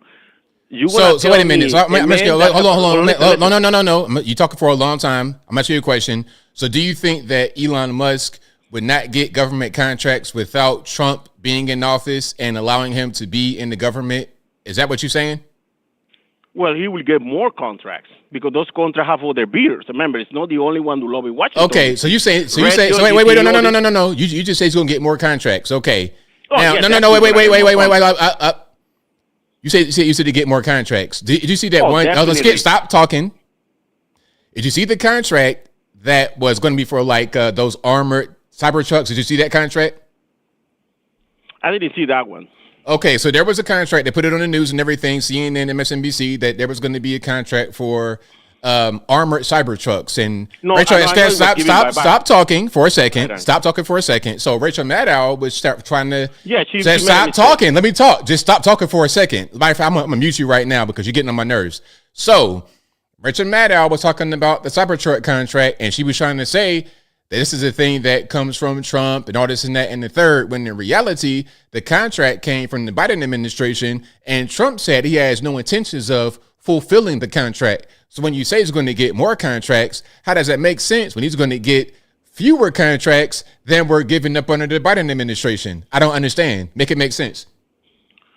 Make it make sense if you get access to government contractors, to government contract from the Defense Department. So you know which contracts are coming. You know what they require. You have no bidders because you could jump in the contract first. And the last thing I want to tell you, this is a guy, Elon Musk is a guy that benefited from Democrats and Republicans. The Obama administration. All right, but look, you about to go on a long spiel. Give me 30 seconds. Okay, so 30 seconds. So you're gonna tell me he donated millions of dollars to his campaign, and he's gonna be the nicest guy, and he's not gonna walk out with more money when he already is increasing his wealth by 10 or 20%? Do you really believe that? No, please don't. Come on, let's be serious. Forget about you two and forget about your friends. Do you really believe that? I don't look at it. I don't look at him trying to make money. I'm looking at him. Okay, no, just stop talking. You asked me a question and you won't such a pie hole. Let me answer. Be quiet for a second. How about that, sir? Now I'm gonna answer your question that you asked me. Now I don't look at it like that. I'm not a broke hater like you are. Okay, always worried about money, money, money. I see him as a smart guy that wants to help the nation. He's going to make money regardless. He's the richest guy in the world because of what he brings to the table, his innovation, his intelligence, his ingenuity. That's why he's rich like that. He don't need the government to make him. He was rich before all of this. I could see if, matter of fact, have a good night. I'm going to end it right there. I could see if he was not rich and he was trying to scam like some people do, like Stacey Abrams. But he's already rich. He already has money. He doesn't need the government to get more money. And again, there was a contract. What was it, like $400 million? Matter of fact, hold on. I'm gonna just put that up right quick. Hold on. All right. Let me put that up right quick. And if you like what you're hearing so far, please give the video a thumbs up. Like the video, share the video, do all that good stuff. That'll help me out tremendously. Rachel Maddow Cybertruck. Let me see if I can find that right quick to give you an example of what's going on. Okay. Now, here we go. Here's what I'm talking about right here. Because he just said that Trump's going to give Elon more access to government contracts, right? Now, let's just watch this right quick. Elon Musk has apparently somehow convinced the United States government, specifically the United States Department of State, that the taxpayers of the United States of America should spend $400 million buying, quote, armored Tesla production units. Isn't it great and definitely not at all illegal or profoundly corrupt? Definitely not ripping us all off to pay themselves, right? Donald Trump didn't give that contract to Elon Musk. Joe Biden gave it to him. See what I'm talking about? And Trump says, or the administration right now say, that they have no intentions on fulfilling the contract. A $400 million contract they have no intention of fulfilling, but yet Elon is here to get money. Make it make sense. Make it make sense. Come on, man. We got to use our brains and stop watching Rachel Maddow and MS-13 DNC for your news, okay? All right? Okay, let's go ahead and move on. All right, and shout out to you guys. I appreciate y'all for being here. You guys are the best audience anywhere on these interwebs. If you like what you're hearing so far, I know what to do. 504, you're online. Who am I speaking to? Hey, ABL, it's Alien Spaceship. All right, man, what's going on? All right, it's been a little while since I've gotten through. I'm glad to be talking to you, and shout out to everybody that called in and all chat. And yeah, a lot of things have been going on since the last time we talked. And so basically, I was watching some trials today, and I was watching a trial yesterday about Rocky of Rihanna's relationship with him. He was found not guilty. Yeah, I saw that. Pretty interesting. Yeah. And also, the plants in my garden are getting really big. Oh, hey, that's always a good thing. Yeah. And yeah, okay. So basically, I been studying about this. What's been going on? Yeah, Elon and Trump have been doing a lot lately, and a lot of stuff has been coming out. I saw on Elon's Twitter about these people like 200 years old that are receiving benefits. I'm like, what is this? Yeah, I thought that had to be someone doing a scam. Yeah, I mean, it's a lot of that type of stuff going on, and it just kind of goes under the radar. Nobody really tries to audit it. So I'm glad that we got some really smart guys in there to uncover all that stuff. Yes, I'm proud of that too. And also, like my channel, there's a diverse group of people politically. There's different, so I hear different perspectives. Now, people on the liberal side are saying that this Doge group is allegedly doing some nefarious hacking stuff. Have you heard of anything like that? No, that's just people that don't know anything. They hear the word hacker. Like, I don't even know. People they hear stuff from the media and they run with it without having any kind of education beyond it. Okay, thank you. Because it's because in a lot of people, very good people, cool people, that people have common ground in other areas, but they, people for some reason see the news and they think that it's gospel. And as I said, I like looking into both sides of what's going on. But yeah, basically, I do think that the news and the media hypes up a lot of stuff without giving any kind of proof or context of what's going on. All the time, every day. That's why I don't watch any TV at all. No TV, because I can't trust it. Yeah, I don't watch it either. I mean, I watch some old shows and some movies, but most of the time I'm on YouTube monitoring different chat rooms because there's different groups that like to have me commentate on certain things. And then so I think that maybe in the past the media said honest things, but now I think it's been used as a propaganda tool. Absolutely, 100%. Yeah, and with Elon, I think that I could see where he's confused about why they keep on making up stuff about him, he thinks. And I think he's starting to understand that there's this nefarious thing going on where they're trying to plot against him and turn them against each other because it's like a divide and conquer situation. Right on. Yeah. And also with the planes crashing, that is with when James was talking.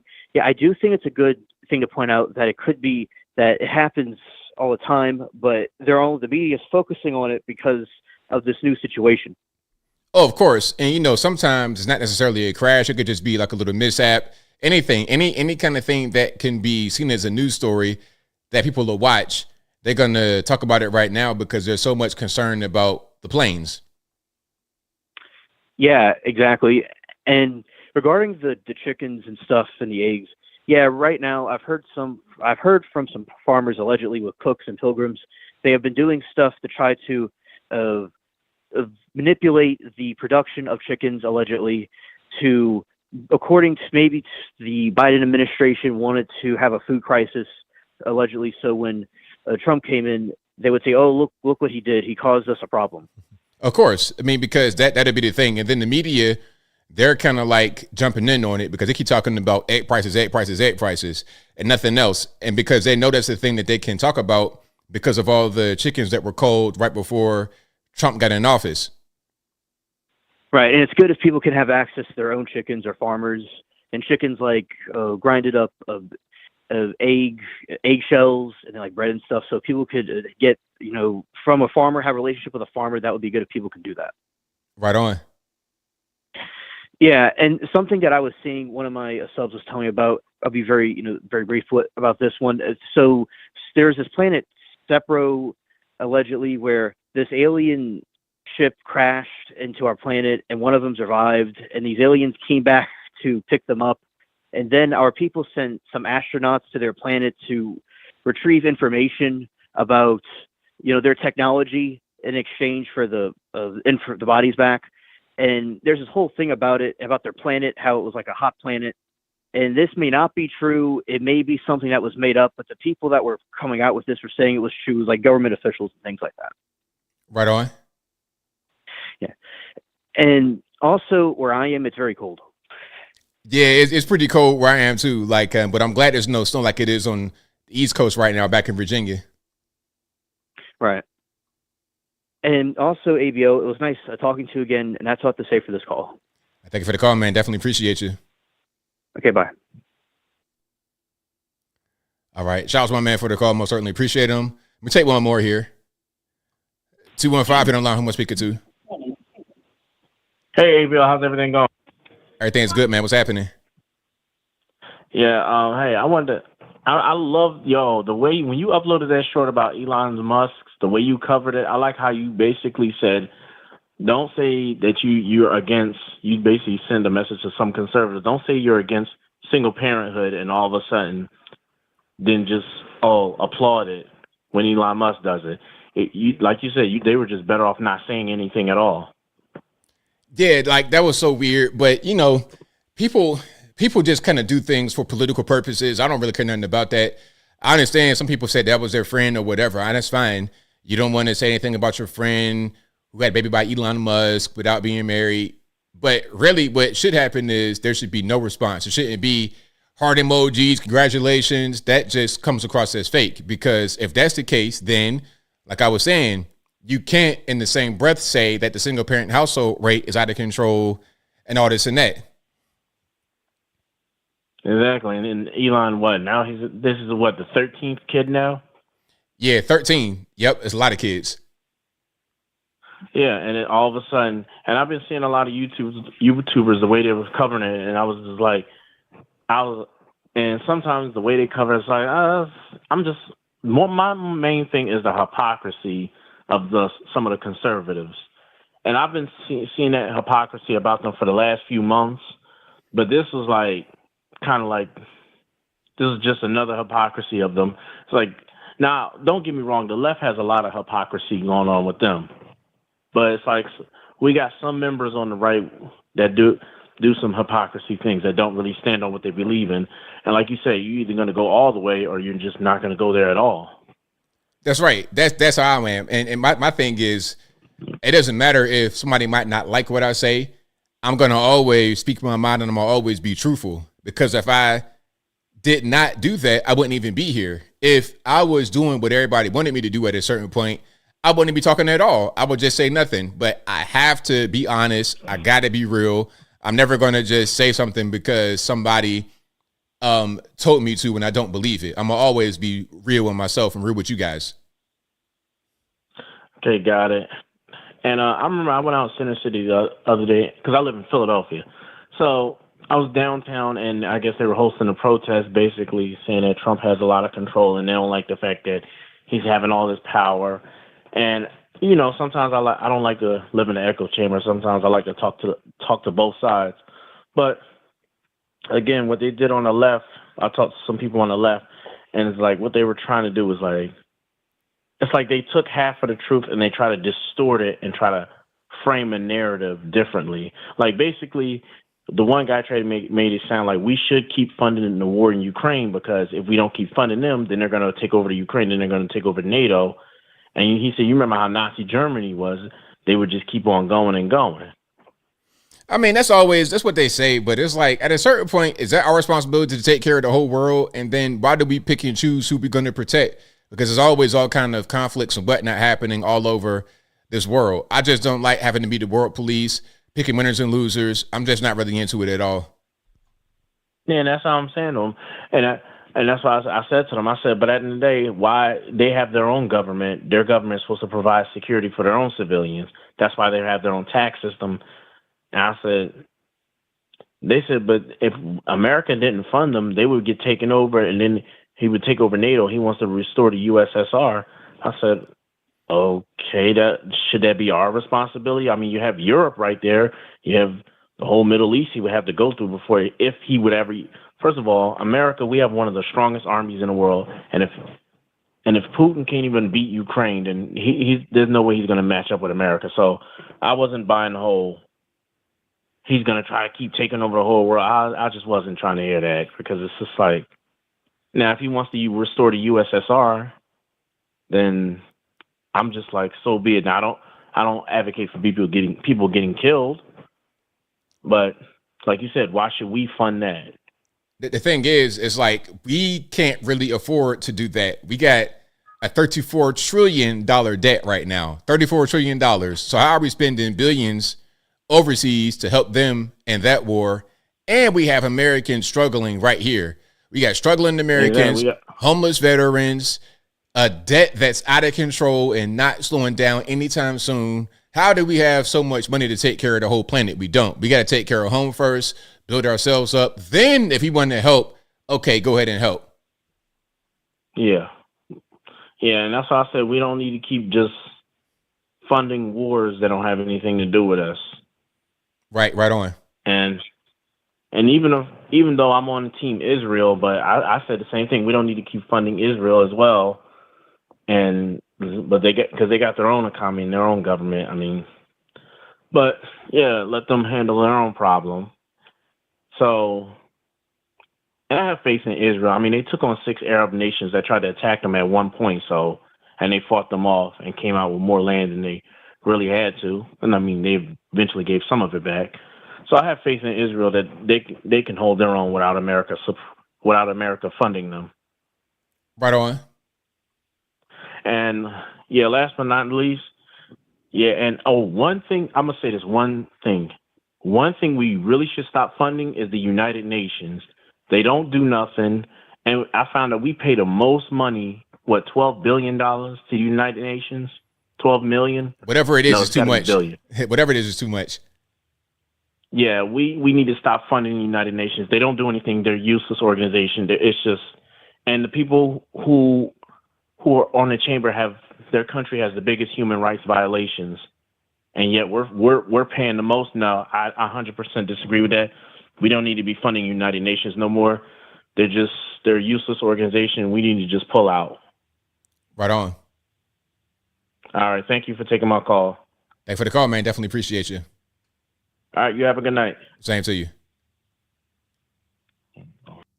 All righty. That'll be a wrap for me. It is way past my bedtime. Shout out to you guys for being here.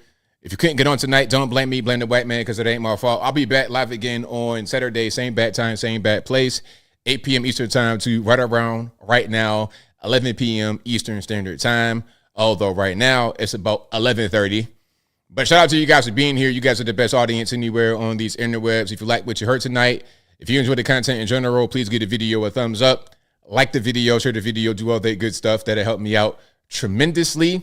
This is also an audio streaming podcast you're listening to right now. It'll be available on your favorite audio streaming platform, whether it be Google Play, Spotify, Apple, iTunes, etc. Link for that will be in the description, or just go to your favorite audio streaming platform and search ABL Live. I should pop right on up. All righty, but shout out to you guys again for being here, for watching, retweeting, super chatting, whatever you do. Thank you. I could not do the show without you. Thank you to the mods for keeping the trolls in check. I appreciate y'all for that. I believe I got all my super chats. Thank you guys for doing that. Uncle ABL is in full effect. I got my schedule down so I'm able to get out a video every day on Uncle ABL. You guys, please subscribe to me on Uncle ABL. That link will be in the box. Also, please go to the Rumble channel. If you guys want to watch me not on YouTube, go to Rumble. We're over there as well. And of course, y'all know I'm everywhere else. I'm on social media platforms, Facebook, Instagram, Twitter, TikTok. All those links going to be on the website. Check it out right here below this video or audio stream. But I think that'll be a wrap for me. So until next time, y'all be safe. I'm out, and peace.